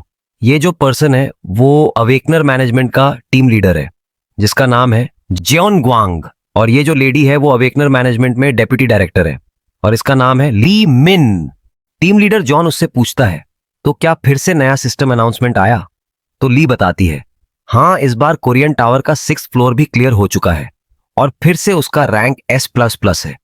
जिसके बाद वो बताती है, हाल ही में ब्लैक टावर के अनाउंसमेंट लगभग पूरी दुनिया में आ रहे हैं और उन सभी में एक चीज कॉमन होती है, वो सभी S++ रैंक से क्लियर हो रहे हैं। जॉन सोचता है, मुझे पूरा भरोसा है कि इसके पीछे एक ही पर्सन है जिसने एक ही दिन में लगातार 5 फ्लोर्स को क्लियर कर दिया है। बेशक वो पर्सन चाहे जो कोई भी हो, उसके पास एक ओवरवेलमिंग टैलेंट है। मुझे तो लगता है कि वो 7th, 8वीं, 9वीं और 10वीं फ्लोर्स को भी S++ रैंक से ही क्लियर करेगा। तभी एक टकला साइटैमा उनसे बोलता है, तुम दोनों ये चीज ऑलरेडी जानते हो। अभी तक कोरिया का हाईएस्ट रैंक सिर्फ A था और हमें तो बाकी किसी हायर रैंक के बारे में पता भी नहीं था। लेकिन वो S++ वाला अनाउंसमेंट पूरी दुनिया का ध्यान खींच रहा है। वैसे इस टकले का नाम पार्क जियोंग है, जो कि अवेकनर मैनेजमेंट एडमिनिस्ट्रेशन का डायरेक्टर है। वो आगे बोलता है, आज के टाइम पे प्लेयर्स को अपने लालच देकर खरीदना काफी कॉमन हो चुका है और कुछ कंट्रीज तो सीक्रेट ऑपरेशंस भी करते हैं, जिससे वो दूसरे देश के प्लेयर्स को अपने देश में ला सकें। लेकिन इससे पहले कि कोई और देश उसे छीन ले, हमें उस S++ रैंक प्लेयर के बारे में जल्द से जल्द पता करना होगा। इसलिए तुम लोग सभी न्यूली रजिस्टर्ड प्लेयर्स पे ध्यान रखो। जिसके बाद सीन शिफ्ट होता है पूरे 2 दिन बाद, जहां पर कॉसैक बर्तन साफ कर रहा था और बॉन्ग उससे पूछता है, तो क्या आज 8वें फ्लोर को क्लियर कर दें? जिसपे कॉसैक भी एक्साइटेड होकर अग्री करता है। बोंग उसे देख के सोचता है, बिना किसी प्रॉब्लम्स के अब हम डेली सिर्फ एक फ्लोर क्लियर करते हैं, क्योंकि वैसे भी 10 फ्लोर तक बिगिनर जोन ही माना जाता है। जिसके बाद हमें उसी 8वें फ्लोर का सीन दिखाते हैं, जहां पर बोंग और कॉसेक बिल्कुल केयरफुल होकर आगे बढ़ रहे थे, और सिस्टम इस फ्लोर का मिशन बताता है, जहां इन्हें इस फ्लोर के 10 लाल सींग वाले फ्रॉग वॉरियर्स को डिफीट करना है। तभी हम देखते हैं बहुत सारे फ्रॉग्स एक साथ मिलकर बोंग और कॉसेक को घेर लेते हैं, और अब उनके पास भागने का कोई मौका भी नहीं था, जिसका फायदा उठाते हुए एक फ्रॉग अपनी टंग से उन पर फर्स्ट हिट करने जाता है। लेकिन अपना कॉसेक ऐसा कुछ होने से पहले ही अपने डैगर्स को समन करता है, और कुछ ही मिलीसेकंड्स में ही वहां के सभी फ्रॉग्स को बीच से कट कर देता है। जिसके बाद फिर सिस्टम नोटिफिकेशन आता है, जहां सब कुछ पहले जैसा ही था, लेकिन इस बार 800 ग्राम मैजिक स्टोन थे, और साथ ही 5 टॉवर एक्सक्लूसिव हीलिंग पोशन भी रिवॉर्ड्स के तौर पे मिलते हैं। फिर वही बेकार सा 8वां फ्लोर का S++ रैंक और वही बवासीर प्लेटिनम बैज। मिशन के कंप्लीट होने के बाद उन्हें रियल वर्ल्ड में टेलीपोर्ट कर दिया जाता है, जहां पर कॉसेक बोंग की तारीफ करके बोला, मास्टर आपने आज बहुत अच्छा काम किया। लेकिन बोंग इरिटेट होकर बोलता है, अरे लेकिन मैं तो डेली वहां जाकर सिर्फ खड़ा ही रहता हूं। फिर कॉसेक बोलता है, मास्टर यही तो टावर्स का सबसे भारी काम होता है, जिसमें आप एक एक्सपर्ट हो। जिसके बाद बोंग उसे थैंक्स करता है, क्योंकि उसके होने से टावर क्लाइंबिंग बहुत जल्दी खत्म हो जाता है। लेकिन कॉसेक बोलता है, मास्टर अभी आप अपना गार्ड डाउन मत होने देना, क्योंकि 10th फ्लोर के बाद ये पहले जितना इजी नहीं होगा। तो बोंग सोचता है, कॉसेक ने अभी तक 8 फ्लोर्स को सिर्फ 2 से 3 मिनट्स में ही क्लियर किया है, तो क्या मुझे उसे कुछ रिवॉर्ड देना चाहिए? फिर वो अपने पर्स से कुछ पेज निकालते हुए बोलता है, तुम्हारे जाने में अभी कुछ टाइम बचा हुआ है, तब तक तुम ये पेज ले जाओ और मौज करो। लेकिन कॉसेक पेज लेने से मना कर देता है और बोला, मास्टर मैं इसे नहीं ले सकता। तो बोंग बोलता है, आखिर क्यों नहीं ले सकते? मैंने इतना ओवर थिंकिंग करने के बाद तुम्हें पेज देने का डिसीजन लिया था। फिर कॉसेक बोला, नहीं नहीं, मुझे इसकी कोई जरूरत नहीं है, इसके बदले में मैं घर पे रह के टीवी देखूंगा। बोंग पूछता है, तो क्या आज तुम खाने में चिकन खाओगे? तो कॉसेक चिकन आउटफिट पहन के एक्साइटेड होकर बोला, यस मास्टर, चिकन खा के मजा ही आ जाएगा। फिर कॉसेक खुद ही चिकन ऑर्डर देता है, जिसमें उसने मीठा चिकन ऑर्डर किया था, क्योंकि उसे स्पाइसी पसंद नहीं है। और बोंग सोचता है, चलो फिर अब रिवॉर्ड्स को चेक किया जाए, जहां उसका न्यू रिवॉर्ड था ये एक्सक्लूसिव हीलिंग पोशन। साथ ही वो इतने सारे मैजिक स्टोन्स को देख के सोचता है, मेरे पास 3 किलोग्राम से भी ज्यादा स्टोन्स हो चुके हैं, आखिर मुझे इनका क्या करना चाहिए? अगर मैं इन्हें सेल करूंगा तो मेरे पास 1.8 मिलियन वॉन हो जाएंगे। सीन शिफ्ट होता है, जहां अब इनका क्लाइंबिंग का डे 10 था, और आज ये लोग 10 फ्लोर को क्लियर करने जाने वाले हैं। बोंग बोलता है, सबसे पहले मैं टावर क्लाइंबिंग पे जाऊंगा, क्योंकि मैं अपने अल्फा मेल के रूटीन को छोड़ नहीं सकता। उसके बाद पार्ट टाइम जॉब्स पे भी जाना है। लेकिन सच बताऊं तो अब मुझे जॉब छोड़ने का मन कर रहा है। कल हमने 9वीं मंजिल को क्लियर किया था, जहां का मिशन था 10 जंगली मैन ईटिंग फ्लावर्स को डिस्ट्रॉय करना, जो कि बहुत ज्यादा इजी मिशन था। और ऑब्वियसली मुझे उस फ्लोर पे भी S++ रैंक मिला और प्लैटिनम बैज भी। जिसके बाद बोंग कॉसेक की तारीफ करते हुए बोलता है, कॉसेक मेरी जान, तुम अमेजिंग हो। लेकिन यही बंदा अभी 2 चैप्टर्स पहले कॉसेक को गाली दे रहा था 3 लोगों का मर्डर करने के लिए। जिसके बाद वो फिर से कॉसेक को समन करता है, लेकिन उससे पहले उसे फिर से 5 स्टार रेटिंग देता है, जिससे कॉसेक को लगातार टॉप रेटिंग मिलने की वजह से उसका मैनिफेस्टेशन टाइम 1 घंटे से इंक्रीज हो जाता है। जो देखने के बाद बोंग एक्साइटेड होकर बोलता है, यस, कुछ तो फायदा हुआ उसे हर बार 5 स्टार्स देने का। कॉसेक समन होने के बाद खुशी से बताता है, मास्टर मैं आपके साथ 1 और घंटे रह सकता हूं। फिर सिस्टम नोटिफिकेशंस आते हैं, कोरिया के 10th फ्लोर पे एंटर किया जा रहा है। फिजिकल एबिलिटीज भी एनहांस कर दिए गए हैं, ट्रेट और कॉम्बैट स्किल्स भी अब अवेलेबल हैं। कॉसेक और बोंग दोनों उस बैरियर से बाहर जा रहे थे, और बोंग सोचता है, मैं इस फ्लोर पे कुछ अलग फील कर रहा हूं। टावर के अंदर मेरी फिजिकल एबिलिटीज कुछ ज्यादा ही एनहांस हो चुकी हैं। मैं अपने पेट में ओवरवेलमिंग स्ट्रेंथ और मिस्टीरियस माना को सेंस कर पा रहा हूं। बोंग खुद को किसी घोड़े के जैसा पावरफुल फील करके बोलता है, अब मैं एक ऐसा घोड़ा बन चुका हूं जिसे कोई भी काबू नहीं कर सकता है। और गाइस, वो सच में ही घोड़ा बन जाता है। फिर वो कॉसेक से बोलता है, आज गाड़ी तेरा भाई चलाएगा। तो कॉसेक उसे समझाता है, नहीं मास्टर, अगर आपको एक छोटा सा स्क्रैच भी लग गया तो मैं अपना सर फोड़ लूंगा। आपका इंकरेजमेंट और तारीफ ही काफी है, इसलिए आप बस खड़े रह के देखो।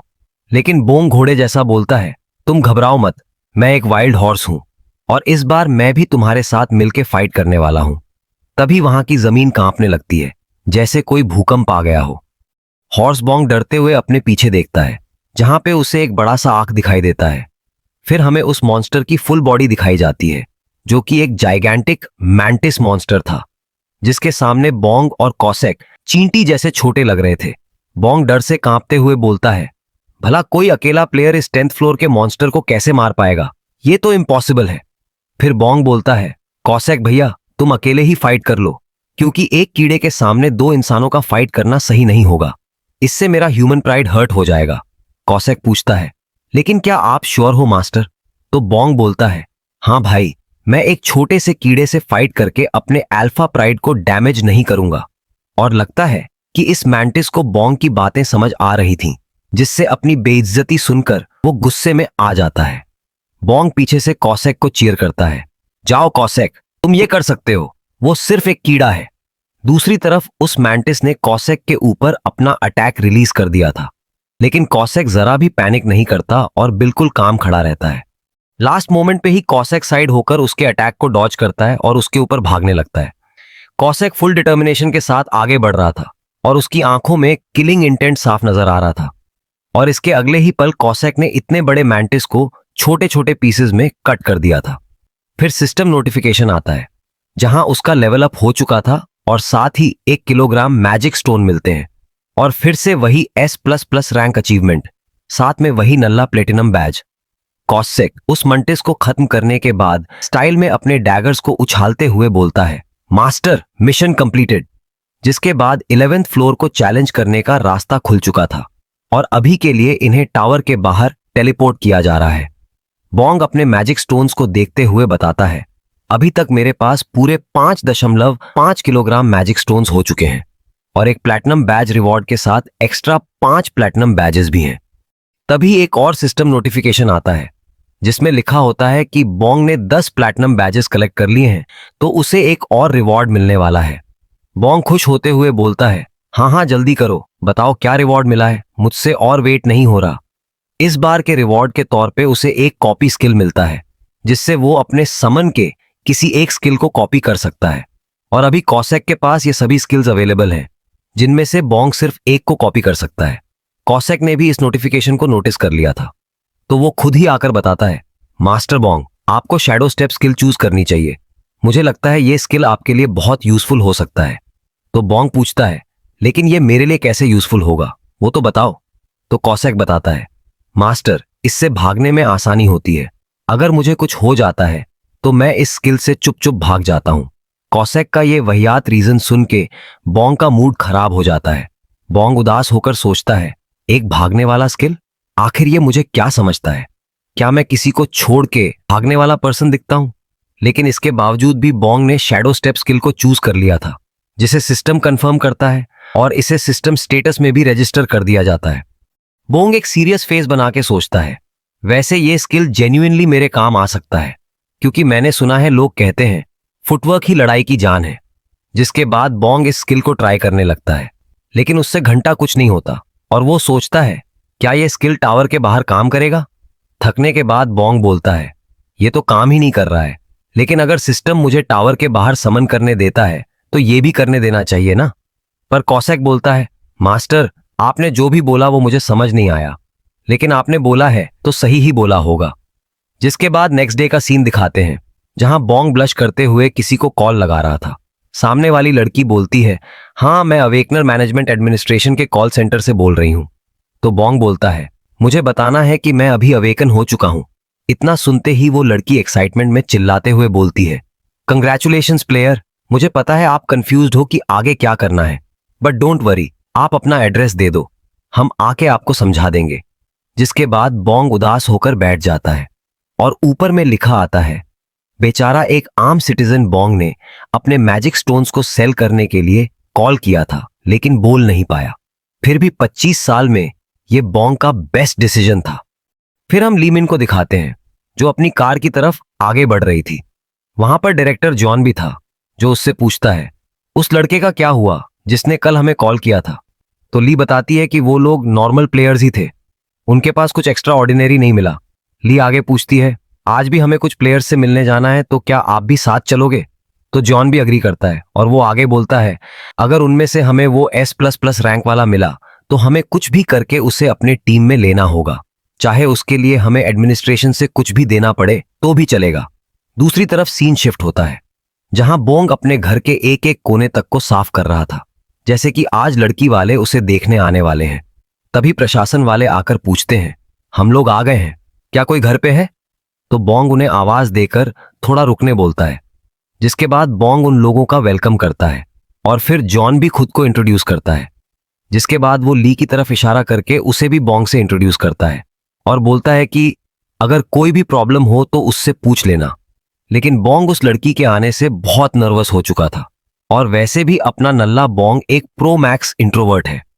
तभी वो लड़की भाग के बोंग के बहुत पास चली आती है और इस सीन को देखने से लग रहा था कि अब वो लोग किस करने वाले हैं, इसलिए मैंने नुन्नू बनाना से एक AI जनरेटेड इमेज भी बना दिया था। Sorry sorry sorry sorry. और ली आगे बोलती है, सच सच बताना, वो तुम ही हो ना? तुम ही S++ रैंक प्लेयर हो ना? डेप्यूटी डायरेक्टर ली बोंग के बहुत ज्यादा क्लोज आकर पूछती है, क्या तुम ही S++ रैंक प्लेयर हो? जिससे घबरा के बोंग उससे दूर हो जाता है, लेकिन वो अभी भी शर्मा रहा था। फिर वो मन ही मन सोचता है, आखिर ये क्या है? क्या ये कोई अवेकनर्स आइडेंटिफिकेशन मेथड है जिसके बारे में मुझे नहीं पता? खैर छोड़ो, अभी के लिए मैं नहीं मानूंगा कि वो S++ रैंक प्लेयर मैं हूं और बिल्कुल नेचुरल एक्ट करूंगा। जिसके बाद बोंग नर्वसनेस में बिल्कुल किसी रोबोट के जैसे बोलता है, मैंने भी उस S++ रैंक प्लेयर के बारे में सुना है, लेकिन मैं वो पर्सन नहीं हूं। ली उसे ध्यान से देखते हुए बोलती है, ये लड़का साफ झूठ बोलने की कोशिश कर रहा है, लेकिन इतनी बेकार एक्टिंग कैसे कर सकता है कोई? तभी जॉन आकर ली को पट से हेडशॉट मारता है और बोलता है, आखिर तुम कब सुधरोगी? मैंने बोला था ना, किसी के क्लोज मत जाना। तो ली माफी मांगती है और आगे से ध्यान रखने का बोलती है। फिर जॉन बोंग से उस लेडी के बिहेवियर के लिए माफी मांगता है, लेकिन बोंग सोचता है, मैं तो बहुत ज्यादा डर गया था यार। इसके बाद एक कार्टून क्रीचर आकर खुद को इंट्रोड्यूस करता है और टावर के बारे में बताता है। मेरा नाम है टाबी और आज मैं आपको टावर्स के बारे में बताने वाला हूं। टावर जिसका कलर ब्लैक है और अपीयरेंस डरावना है, लेकिन ये टावर्स अर्थ की नॉर्मल बिल्डिंग से बहुत डिफरेंट होते हैं। आज से 20 साल पहले ये पूरी दुनिया में एक साथ अपीयर हुए थे और सभी कंट्रीज ने अपने सोल्जर्स और साइंटिस्ट को इस पे रिसर्च करने के लिए डिप्लॉय किया था, लेकिन कुछ भी काम नहीं आया क्योंकि उसके पास जाना ही इम्पॉसिबल था, क्योंकि वो टावर किसी इनविजिबल बैरियर से घिरा हुआ था। तो फिर टावर क्या है? ऐसा बहुत सारे अवेकन प्लेयर्स ने पूछा था। टावर एक गेम लाइक स्ट्रक्चर है जहां तुम्हें एक एक फ्लोर को क्लियर करने के बाद आगे बढ़ना होता है। टावर के बाहर सभी प्लेयर्स नॉर्मल सिटीजन्स जैसे ही होते हैं, लेकिन टावर के अंदर उनके पास पावरफुल एबिलिटीज और स्किल्स आ जाती हैं। टावर से मिलने वाले रिवॉर्ड से वो अपने इक्विपमेंट्स को अपग्रेड कर सकते हैं या फिर उन्हें सेल करके इकोनॉमी में भी कंट्रीब्यूट कर सकते हैं। तो क्या होगा अगर टावर को क्लाइम नहीं किया जाए? अगर ऐसा हुआ तो टावर का प्रोग्रेस स्लो हो जाएगा और टावर कोलैप्सिंग काउंटडाउन एक्टिवेट कर दिया जाएगा। लेकिन अगर कोई इसके अपर फ्लोर्स को क्लियर 1 कर दे तो ये काउंटडाउन रुक सकता है। फिर भी अगर 6 महीने से पहले नए अपर फ्लोर्स को क्लियर नहीं किया गया तो टावर कोलैप्स हो जाएगा और ये बात सभी बाकी कंट्रीज को भी सिस्टम के जरिए बता दी जाएगी। आज से 3 साल पहले ऐसा ही कुछ हुआ था इंडिया के मुंबई सिटी में, जब उन्होंने ट्रायल कंप्लीट नहीं किया था। तो उसके बाद पूरा मुंबई सिटी कोलैप्स हो गया। गाइस, तुम लोग क्या कर रहे हो? सब लोग चलो मुंबई के ट्रायल को कंप्लीट करने, वरना सच में ट्रायल कोलैप्स हो जाएगा। वैसे हर एक कंट्री के पास 1 से 3 टावर्स हो सकते हैं, जिनमें से कोरिया के पास भी एक टावर है जो कि गैंगवन के माउंटेन्स पे स्थित है। और भले ही कोरिया के पॉपुलेशन के 0.1% लोग ही अवेकनर्स हैं, फिर भी कोरिया बाकी कंट्रीज को आसानी से मैच कर रहा है और अभी 65वें फ्लोर को क्लियर करके कोरिया अमेरिका के बाद अब दूसरा कंट्री बन चुका है। वैसे भी हमें घबराने की कोई जरूरत नहीं है, क्योंकि हमारे पास प्लेयर्स हैं और ह्यूमैनिटी अभी टावर्स को एक्सप्लोर और समझने की कोशिश कर रही है। इसलिए अगर तुम अवेकन हो चुके हो तो जल्दी से ऑफिशियल प्लेयर के लिए रजिस्टर कर दो और फिर तुम भी कोरिया के हीरो बन सकते हो। और अभी जो कुछ हमने देखा वो सब जॉन अपने लैपटॉप में दिखा रहा था, जिसके बाद जॉन बोलता है, बोंग अब मैं तुमसे कुछ क्वेश्चंस करने वाला हूं, तो क्या तुम सच में अवेकनर हो? तो बोंग बोलता है, हाँ मैं अवेकनर हूं और मैंने टावर से कुछ मैजिक स्टोन्स भी कलेक्ट किए हैं। अच्छा, तो फिर तुम कौन से फ्लोर पे हो? तो बोंग बताता है कि उसने हाल ही में 10th फ्लोर क्लियर किया है। जो सुनने के बाद दोनों लोग सीरियस हो जाते हैं और मन ही मन सोचते हैं, 10th फ्लोर। वो S++ रैंक प्लेयर भी 10वें फ्लोर पर ही है। क्या इसका मतलब यही वो लड़का है जिसने फ्लोर्स को S++ रैंक से क्लियर किया है? फिर ली उससे पूछती है, प्लेयर बॉन्ग, क्या तुमने उस रीसेंट नोटिफिकेशन के बारे में सुना है जिसे लोग ग्लोबल इशू कहते हैं? तो फिर बोंग दोबारा बिल्कुल नॉर्मल एक्ट करते हुए बोलता है, क्या आप लोग S++ रैंक प्लेयर के बारे में बात कर रहे हो? मैंने भी उसके बारे में सुना है। मुझे लगता है वो एक अमेजिंग प्लेयर होगा। तो जॉन उसे नर्वस होने से मना करता है। बोंग मन ही मन सोचता है, क्या मैं ज्यादा ही नर्वस लग रहा हूं? नहीं नहीं, मुझे काम रहना होगा वरना मैं सस्पिशियस हो सकता हूं। फिर जॉन बताता है, टावर क्लाइंबिंग के लिए गवर्नमेंट ने 2 डिफरेंट ग्रुप्स बनाए हैं। पहला है इलीट क्लाइंबिंग ग्रुप और दूसरा है general climbing group. General team वाले अपने शेड्यूल प्लान पे ही काम करते हैं और तुम इन्हें फ्रीलांसर कह सकते हो। लेकिन दूसरी तरफ इलीट टीम गवर्नमेंट के साथ बहुत अच्छा रिलेशन मेंटेन रखती है, जिससे उन्हें अपर फ्लोर्स पे रेड करने के लिए वेरियस टाइप के सपोर्ट और बेनिफिट्स मिलते हैं। और उनमें से एक है पर्सनल प्रोटेक्शन, वो भी टावर के बाहर, जिससे इलीट प्लेयर्स टावर के बाहर सेफ रहें। जॉन पूछता है, बोंग, अगर तुम इलीट टीम ज्वाइन करोगे तो तुम्हें सालाना बेसिक सैलरी भी मिलेगा। और बोंग उसकी बातों को ध्यान से सुनते हुए सोचता है, क्या होगा अगर ये बात फैल गई कि मैं ही वो S++ रैंक प्लेयर हूं? सभी न्यूज चैनल्स वाले मेरा बाहर निकलना मुश्किल कर देंगे और बेकार क्वेश्चंस पूछ पूछ के मुझे इरिटेट करेंगे। मैं इतना ज्यादा अटेंशन नहीं सह सकता हूं क्योंकि मैं एक इंट्रोवर्ट पर्सन हूं। और अगर किसी रिपोर्टर ने मेरे मुंह में माइक दे दिया तो क्या होगा? Back to the reality. John उससे बोलता है, अगर आप इलीट टीम ज्वाइन कर सकते हो तो आप अपने रेड्स के फुटेजेस भी रिकॉर्ड करके उन्हें लोगों को दिखा के और भी ज्यादा फेमस हो सकते हो। लेकिन बोंग इलीट टीम को ज्वाइन करने से मना कर देता है और उसका रिप्लाई सुन के जॉन भी हैरान हो जाता है। बोंग आगे बोलता है, मैं जनरल में से ही खुश हूं और मेरे पास कोई खास टैलेंट भी नहीं है। फिर वो जोड़ता है, पर इलीट टीम में ज्यादा अच्छी कंडीशंस हैं, ये मैं मानता हूं। लेकिन इसके बावजूद बोंग नहीं मानता और बोलता है, मेरे लिए रीजनेबल फ्लोर्स पे रहना, उन्हें क्लियर करना और रीजनेबल रिवॉर्ड्स लेना ही इनफ है। जॉन बोंग को जल्दबाजी करने से मना करता है और दोबारा सोचने को बोलता है, लेकिन बोंग कहता है कि उसका डिसीजन नहीं बदलेगा। ली साई करके बोलती है, लगता है एक और प्लेयर हमारे हाथ से चला गया।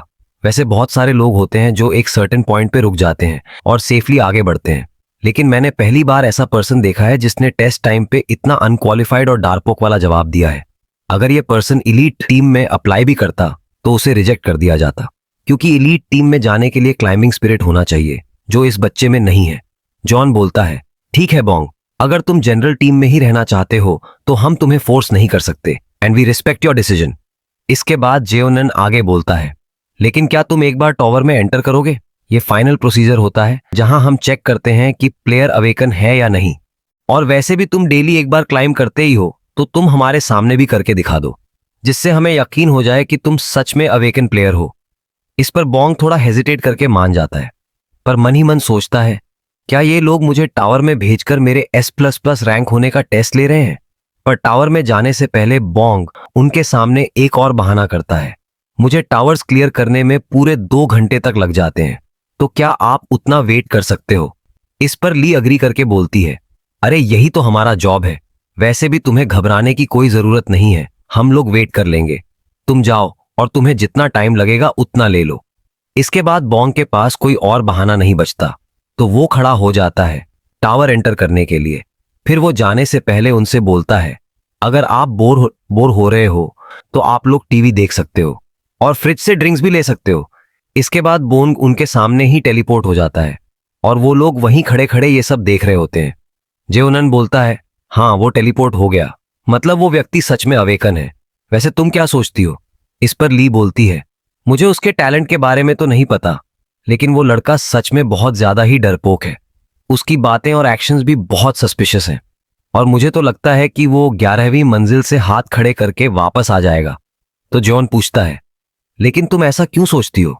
फिर ली बताती है, क्योंकि मैंने भी 11वीं मंजिल साफ किया था और मुझे पता है कि उस मंजिल पर प्लेयर्स के डर का टेस्ट होता है, क्योंकि वहां एक लंबी पूंछ वाली सुरंग में सेंटीपीड रहता है और तुम जानते ही हो कि उन्हें हराना इतना मुश्किल नहीं है, लेकिन तुम्हें 100 डिस्गस्टिंग दिखने वाले कीड़ों को मारना होगा जो देखने में ही बहुत भयानक होते हैं। इसलिए बोंग उसे क्लियर नहीं कर पाएगा। मुझे लगता है वो मिशन अबैंडन करके सेफ जोन में भाग आएगा। तो जॉन बोलता है, हाँ मैं भी मान लेता हूं, क्योंकि तुम्हारे प्रेडिक्शन हमेशा सटीक होते हैं। शायद मुझे डायरेक्टर को कॉल करके बता देना चाहिए कि इस बार भी हमें वो S++ रैंक नहीं मिला और सिर्फ नॉर्मल प्लेयर्स ही मिले हैं। इसके बाद हमें बॉन्ग को दिखाते हैं, जो वहां पहुंचते ही कॉसेक को समन कर लेता है। कॉसेक आते ही सबसे पहले उसे सल्यूट करता है और उसे बुलाने के लिए थैंक्स बोलता है। सिस्टम इस बार का मिशन बताता है, जहां इन्हें 100 लॉन्ग टेल टनल सेंटीपीड को किल करना है और इस बार का टाइम लिमिट 2 घंटे नहीं बल्कि 3 घंटे का है और अभी तक इन्होंने मिशन स्टार्ट ही नहीं किया है, तो अभी 0 किल्स आउट ऑफ 100 हैं। अगर यह मिशन फेल हुआ तो डेथ पेनल्टी है। बोन्ग सड़ा हुआ मुंह बनाते हुए बोलता है, क्या अब हमें 100 गंदे कीड़ों को किल करना होगा? ये कितना घिनौना है। कॉसेक बोलता है, मास्टर आप टेंशन मत लो, इन 100 सेंटीपेड्स को खत्म करने में मुझे सिर्फ 5 मिनट ही लगेंगे। लेकिन बॉन्ग उसे रोकते हुए बोलता है, नहीं नहीं, इस बार हमें जितना हो सके उतना स्लो किल करना है। कम से कम 1 या 2 घंटे लगाना होगा ताकि हमें S++ रैंक न मिले। तो कॉसेक इसका रीजन पूछता है। फिर बॉन्ग बताता है, इस बार कुछ लोग हम पर नजर रख रहे हैं, इसलिए आज मैं तुम्हें यहीं डिसमिस करने के बाद ही रियल वर्ल्ड में जाऊंगा। और कॉसेक भी उसकी बात समझ चुका था। लेकिन बॉन्ग इविल फेस बना के सोचता है, उनके लिए तो सिर्फ एंट्री करना ही काफी होता, लेकिन अब मैं इस फ्लोर को क्लियर भी करूंगा ताकि मैं अपने S++ रैंक रिकॉर्ड को ब्रेक कर सकूं। दूसरी तरफ हमें कॉसेक को दिखाया जाता है, जहां कॉसेक धीरे धीरे करके सेंटीपीड्स को खत्म कर रहा था। लेकिन बॉन्ग को यह भी बहुत फास्ट लगता है, इसलिए वो कॉसेक को और स्लो करने बोलता है, जिस पर कॉसेक भी मान जाता है। फिर कॉसेक भागते हुए सारे सेंटीपीड्स को अपने पीछे अट्रैक्ट कर रहा था ताकि वो एक एक को हंट कर सके। लेकिन इसी बीच एक सेंटीपीड बॉन्ग के पैरों के नीचे से निकलता है, जिससे बॉन्ग डर के मारे जोर से चिल्लाता है और वो मन ही मन सोचता है, मुझे जल्दी से अपने स्किल का यूज करना चाहिए और यहां से भागना चाहिए। लेकिन मेरा बॉडी रिस्पॉन्ड नहीं कर रहा है। तब तक वो नीचे गिरने लगता है और अब बहुत सारे सेंटीपीड्स ने उसे घेर लिया था। इस चीज को कॉसेक ने भी नोटिस कर लिया था, इसलिए वो वापस चिल्लाते हुए पीछे भागता है, समनर बॉन्ग, मैं आपको बचाने के लिए आ रहा हूं। कॉसेक लाइटनिंग स्पीड से बॉन्ग के पास आता है और वहां के सारे सेंटीपीड्स को खत्म करके बॉन्ग को बचा लेता है। पर वो इतने पे ही नहीं रुकता है और गरोस्से में सारे सेंटीपीड्स को चुन चुन के मारने लगता है। बॉन्ग खुद को सेफ पाता है और अपने पास देखता है। उसे अभी समझ नहीं आता कि ये कैसे हुआ। फिर बॉन्ग जोर से चिल्ला के कॉसेक को बोलता है, रुक जाओ कॉसेक, तुम बहुत फास्ट हंट कर रहे हो, ये मेरा ऑर्डर है, तुम थोड़ा स्लो हंट करो। लेकिन कॉसेक ऑर्डर मानने से रिफ्यूज कर देता है और बोलता है, मैं ऐसा नहीं कर सकता क्योंकि समनर बॉन्ग को बचाना मेरी फर्स्ट प्रायोरिटी है। और बॉन्ग सोचता है, अगर ये नहीं रुका तो ये आसानी से सारे सेंटीपीड्स को खत्म कर देगा, जिससे मुझे न चाहते हुए भी फिर से S++ रैंक मिल जाएगा। और जिस बात का डर था वही हुआ। बॉन्ग को फिर से S++ रैंक मिलता है और साथ में एक प्लैटिनम बैज। और अब इन दोनों को ही रियल वर्ल्ड में टेलीपोर्ट किया जा रहा था। सिस्टम में लिखा आता है, अब 12वीं फ्लोर को भी चैलेंज किया जा सकता है।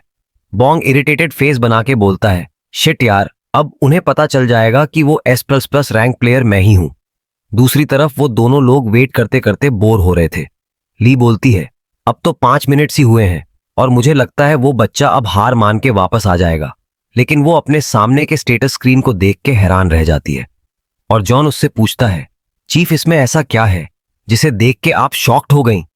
उस नोटिफिकेशन में भी वही S++ ग्रेड अचीवमेंट लिखा था और इसके अगले ही पल वहां बॉन्ग भी टेलीपोर्ट होकर वापस आ चुका था, वो भी बिल्कुल उस नोटिफिकेशन के बाद ही, जिसे देख के ये दोनों लोग हैरान हो जाते हैं। और ली बोलती है, आखिर चल क्या रहा है? इस नोटिफिकेशन के आते ही प्लेयर बॉन्ग भी आ गया। आखिर इसका क्या मतलब हो सकता है? कहीं इसका मतलब ये तो नहीं कि बॉन्ग ही वो S++ रैंक प्लेयर है? और बॉन्ग बोलता है, मैं ये करना तो नहीं चाहता था, लेकिन मेरे पास बचने का कोई और ऑप्शन नहीं है, इसलिए मुझे ये करना ही होगा। हम देखते हैं कॉसेक भी बॉन्ग के पीछे अटैक करने को रेडी था और बॉन्ग बोलता है, अब तुमने ये देख लिया है तो तुम दोनों को अब शांत करना होगा।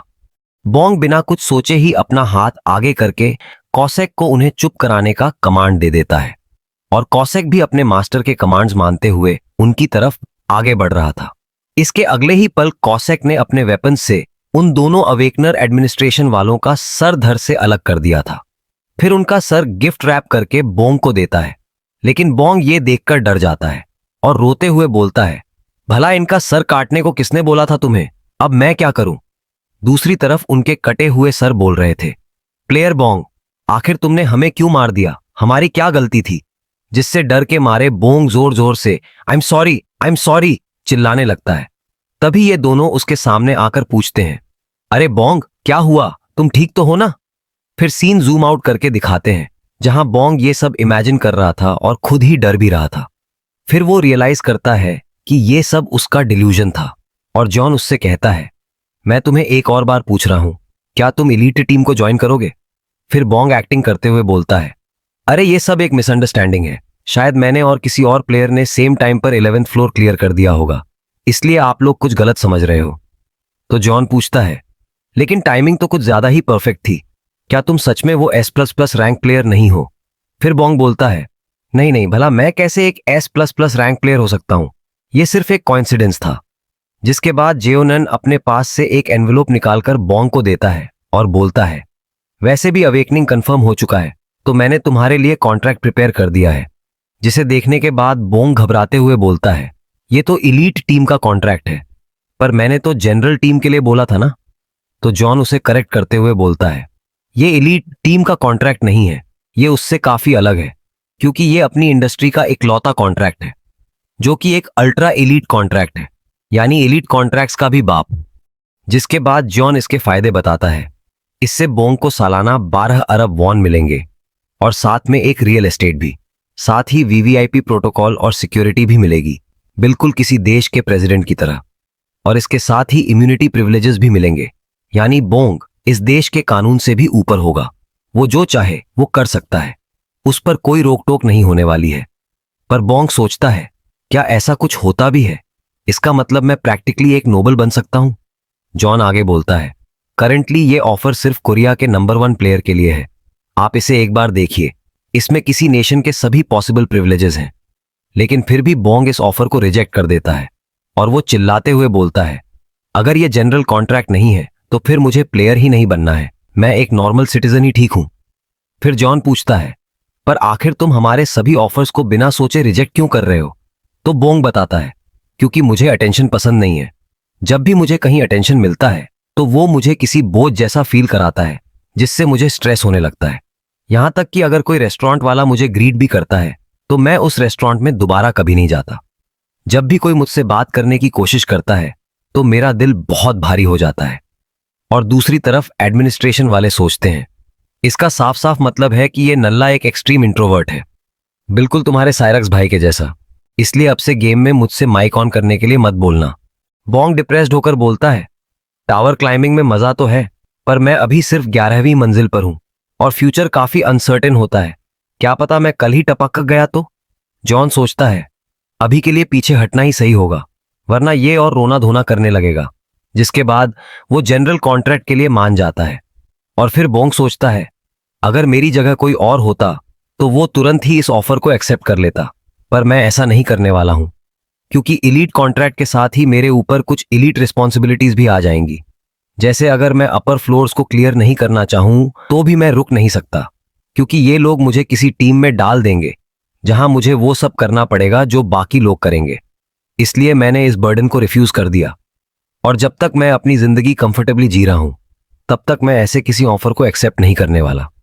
जिसके बाद फिर कोरिया के कैपिटल में अवेकनिंग मैनेजमेंट ब्यूरो की बिल्डिंग को दिखाते हैं, जहां तकला डायरेक्टर बोलता है, मिस्टर जॉन, ये रिपोर्ट तो उससे बिल्कुल अलग है जो आपने मुझे कॉल पे बताया था, क्योंकि आपने तो बताया था कि वो पर्सन एक डरपोक प्लेयर है जिसमें टावर क्लाइंबिंग की कोई चाहत नहीं है, तो फिर भला वो पर्सन S++ रैंक अचीवर कैसे हो सकता है? मुझे तो कुछ भी समझ नहीं आ रहा है। तो जॉन बताता है, यस सर, आप सही हो, वो पर्सन हमारी सोच से काफी अलग है, क्योंकि वो हमारे सामने बिल्कुल किसी डरपोक के जैसा एक्ट कर रहा था, पर जब वो टावर में गया तो उसने सिर्फ 5 मिनट में ही 11वीं मंजिल को क्लियर कर दिया था और हम दोनों ने इस चीज को खुद विटनेस किया है। तो डायरेक्टर बोलता है, ऐसा भी तो हो सकता है कि किसी और पर्सन ने उसे क्लियर किया हो। तो ली बोलती है, नहीं सर, हमने टाइम देखा था, प्लेयर बोंग और उस सिस्टम नोटिफिकेशन का टाइमिंग बिल्कुल एक्यूरेट था। फिर डायरेक्टर गुस्से में बोलता है, इससे कोई फर्क नहीं पड़ता कि वो डरपोक है या नहीं, उसके पास एक्सेप्शनल टैलेंट है, उसे जल्द से जल्द एलीट टीम में लेके आओ। फिर जॉन बोलता है, यस सर, मैं समझ गया, और चाहे कुछ भी हो जाए मैं उसे एलीट टीम में ऐड करके रहूंगा। जिसके बाद बोंग को दिखाते हैं, जो गुस्से में बोलता है, मैंने एक बार मना कर दिया तो क्या तुम्हें समझ नहीं आता? तुम्हारी वजह से अब मैं एक्सपोज हो चुका हूं। अगर तुमने दोबारा ऐसा किया तो मैं कोई मर्सी नहीं दिखाऊंगा। जिसके बाद बोंग कॉसेक को वापस भेज देता है और यहां गुस्सा होने की एक्टिंग करते करते बोंग खुद ही थक चुका था। फिर हमें 12वीं मंजिल पर एंट्री का सिस्टम नोटिफिकेशन दिखाया जाता है, जहां इन्हें 20 आइस स्नो आइसिकल स्पीयर वीजल्स को हंट करना है। ज्यादा घबराओ मत, क्योंकि सिंपल वर्ड्स में इन्हें सिर्फ 20 नेवले ही हंट करने हैं और टाइम लिमिट है 3 घंटे की। साथ ही अगर फेल हुए तो डेथ। जिसके बाद बोंग कॉसेक को समन करता है और उसे ऑर्डर देता है, देखो बिल्कुल जेंटली किल करना है, कोई जल्दी नहीं है, धीरे धीरे हंट करना। जिसके बाद कॉसेक हंटिंग के लिए धीरे धीरे आगे बढ़ जाता है और बोंग सोचता है, ये मेरे कमांड्स को मान रहा है तो मुझे लगता है मैं इस पर ट्रस्ट कर सकता हूं, और अगर मैंने इस फ्लोर को देर से क्लियर किया तो मैनेजमेंट ब्यूरो भी इंटरेस्ट खो देगा। लेकिन वहां इतनी ज्यादा ठंड हो रही थी कि बोंग फ्रीज होने लगा था और उसके नाक से आने वाला आंसू तक पूरी तरह फ्रोजन हो चुका था। और वो सोचता है, मैं तो पहले से प्रिपेयर होकर आया था, फिर भी ये एक्सपेक्टेड से ज्यादा ठंड है। तभी कॉसेक पूछता है, मास्टर बोंग क्या आप ठीक हो? लेकिन वो देखता है कि बोंग अब सीरियसली फ्रीज होने लगा था। इसलिए कॉसेक बोलता है, मुझे इस फ्लोर को अब जल्दी से क्लियर करना होगा, नहीं तो आप बर्फ में जम जाओगे। पर बोंग उसे ऐसा करने से मना करता है और बोलता है, मत कर भाई, तू मेरी बात तो सुन, रुक जा कॉसेक। पर कॉसेक इस बार भी बोंग की बातों को ऐसे इग्नोर कर देता है जैसे लड़कियां इंस्टाग्राम पर लड़कों के मैसेजेस को इग्नोर करती है, और कॉसेक खुद से बड़बड़ाते हुए सभी नेवलों को खत्म करने लगता है। मास्टर बोंग खतरे में है, मुझे जल्दी से तुम सबको खत्म करना होगा। यहां से चैप्टर 7 शुरू होता है। पिछले चैप्टर में बोंग 12वीं फ्लोर पर था, लेकिन सिस्टम के रिकॉर्ड्स के अनुसार उसके पास अब 15 प्लैटिनम बैजेस हो चुके हैं। इसका सीधा मतलब है कि बोंग ने 15वीं फ्लोर तक क्लियर कर लिया है। रिवॉर्ड के तौर पर सिस्टम उसकी इन्वेंट्री में एक एनर्जी शील्ड किट भेज देता है। उस किट के अंदर बोंग को एक गोल्डन चमकती हुई रिंग मिलती है, जिसका नाम ही है एनर्जी शील्ड। बोंग ने उस रिंग को एक साधारण कड़ा समझकर अपनी कलाई में पहन लिया था। इसके बाद सिस्टम उसे इस रिंग के बारे में डिटेल में बताता है। यह शील्ड यूजर को लगने वाले सभी डैमेजेस को एब्जॉर्ब करके उसे प्रोटेक्ट करेगा, लेकिन एक सर्टेन अमाउंट तक डैमेज एब्जॉर्ब करने के बाद यह रिंग खुद ही डिस्ट्रॉय हो जाएगी। इस रिंग का कूलडाउन 5 घंटे का है, और इसकी सबसे स्पेशल बात यह है कि यह यूजर के लेवल के साथ साथ अपस्केल होती रहती है। जैसे ही बोंग इस रिंग को एक्टिवेट करता है, वैसे ही एक एनर्जी शील्ड बिल्कुल आयरन मैन के सूट की तरह उसकी पूरी बॉडी को कवर कर लेती है। बोंग खुश होते हुए बोलता है, इस पे टावर एक्सक्लूसिव का टैग भी नहीं है। इसका यह मतलब हुआ कि मैं इस शील्ड को रियल वर्ल्ड में भी यूज कर सकता हूं। पर अगर मैंने इस रिंग को सेल किया तो मुझे कितने पैसे मिलेंगे? 2 अरब या 3 अरब? अगर इतने पैसे मिल गए तो फिर मैं इसे बेचकर टावर क्लाइंबिंग से रिटायरमेंट ले लूंगा।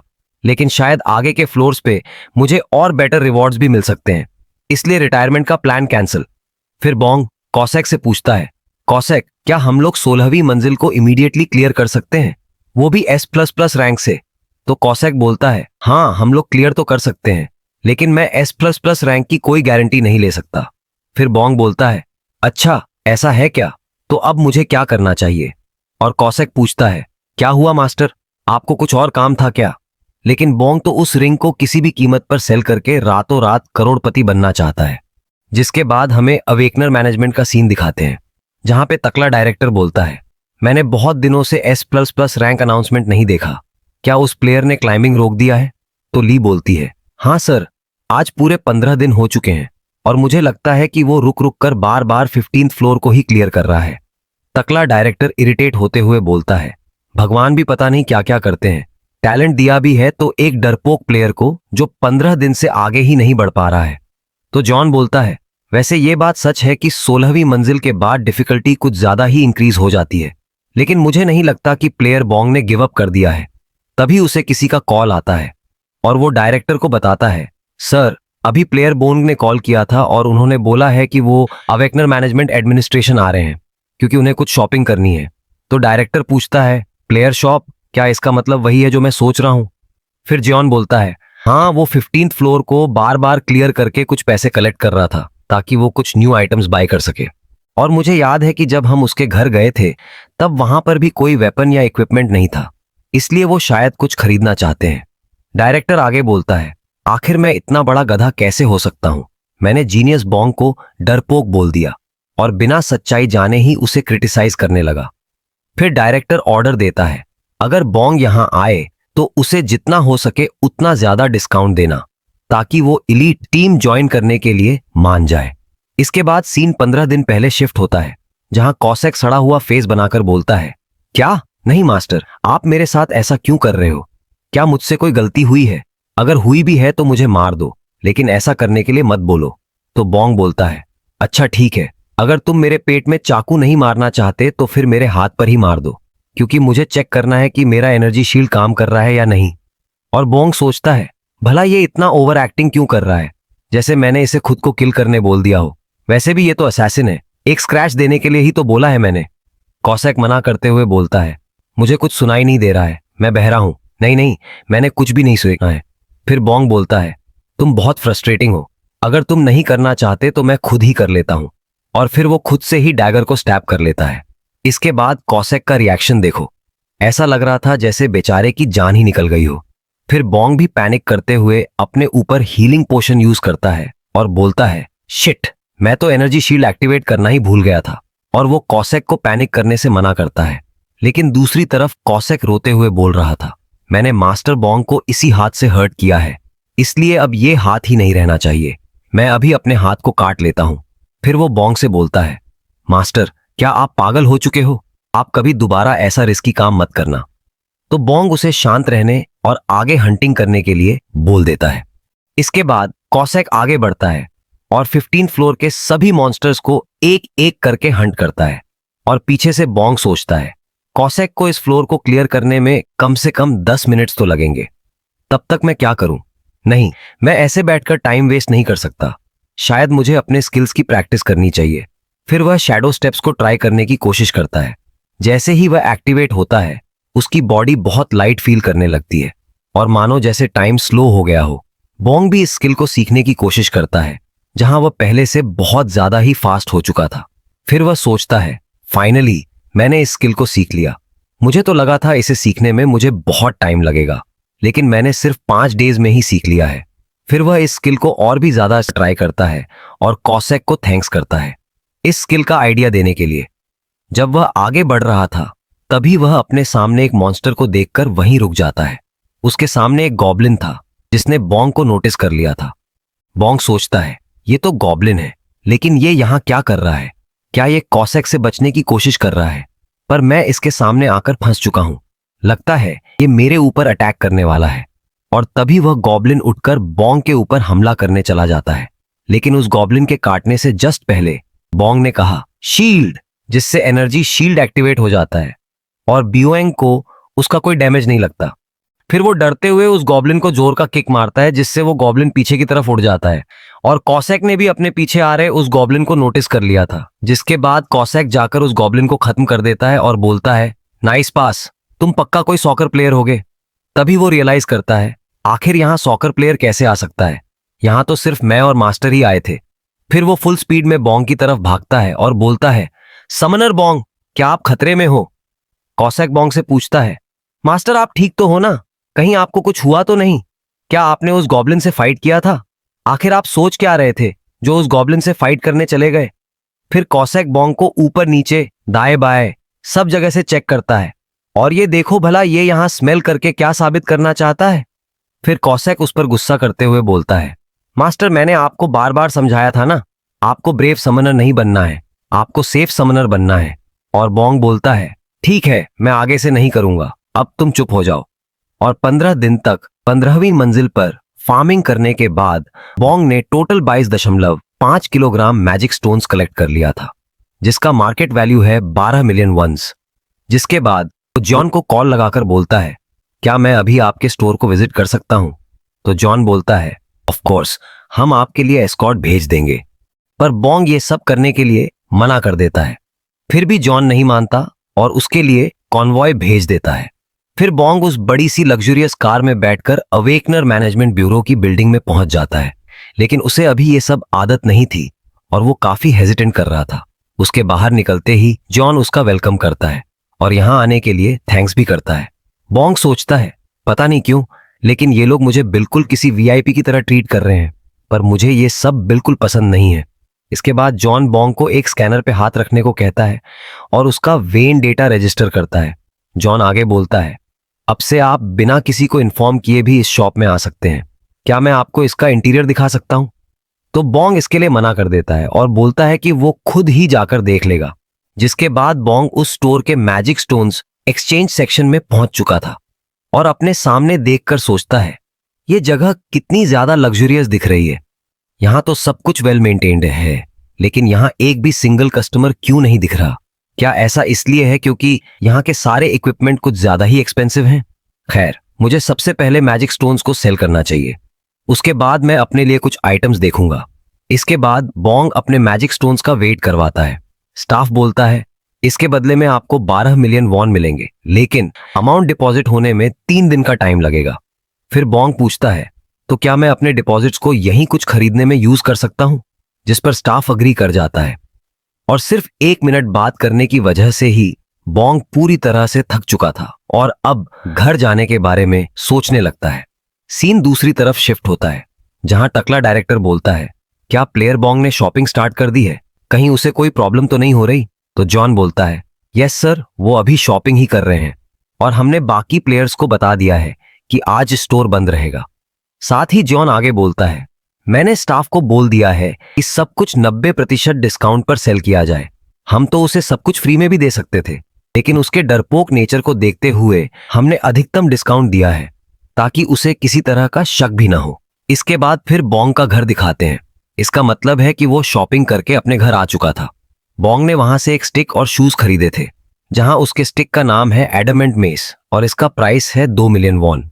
साथ ही उसके शूज का नाम है बैसिलिस्क लेदर वॉकर और इसका प्राइस है 2 मिलियन वॉन। फिर बॉन्ग सोचता है, पर मैंने तो सुना था कि स्टोर का मिनिमम प्राइस अब 20 से 30 मिलियन वॉन से स्टार्ट होता है और मेरे जाते ही जॉन वहां पर्सनली मुझसे मिलने आए थे, जो कि एक्सपेक्टेड था।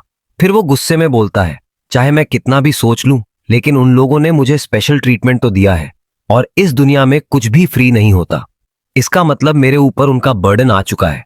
लेकिन तुरंत ही वो चिल होकर बोलता है, पर कुछ भी कहो, ये शूज तो सच में बहुत प्रिटी हैं। फिर वो अपनी रिंग को देखते हुए सोचता है, इस एनर्जी शील्ड का होना मेरे लिए किसी ऑल इन वन आर्मर जैसा है और बाकी गियर्स के साथ होने से मेरा डिफेंस काफी इंक्रीज हो चुका है। पर मैंने टावर क्लाइंबिंग से पहले खुद से प्रॉमिस किया था, मैं कभी ग्रीडी नहीं बनूंगा। लेकिन इन प्लेटिनम बैज रिवॉर्ड्स की वजह से मैं धीरे धीरे ग्रीडी बनता जा रहा हूं। अगले दिन का सीन दिखाया जाता है, जहां बोंग ने कॉसेक को समन कर लिया था।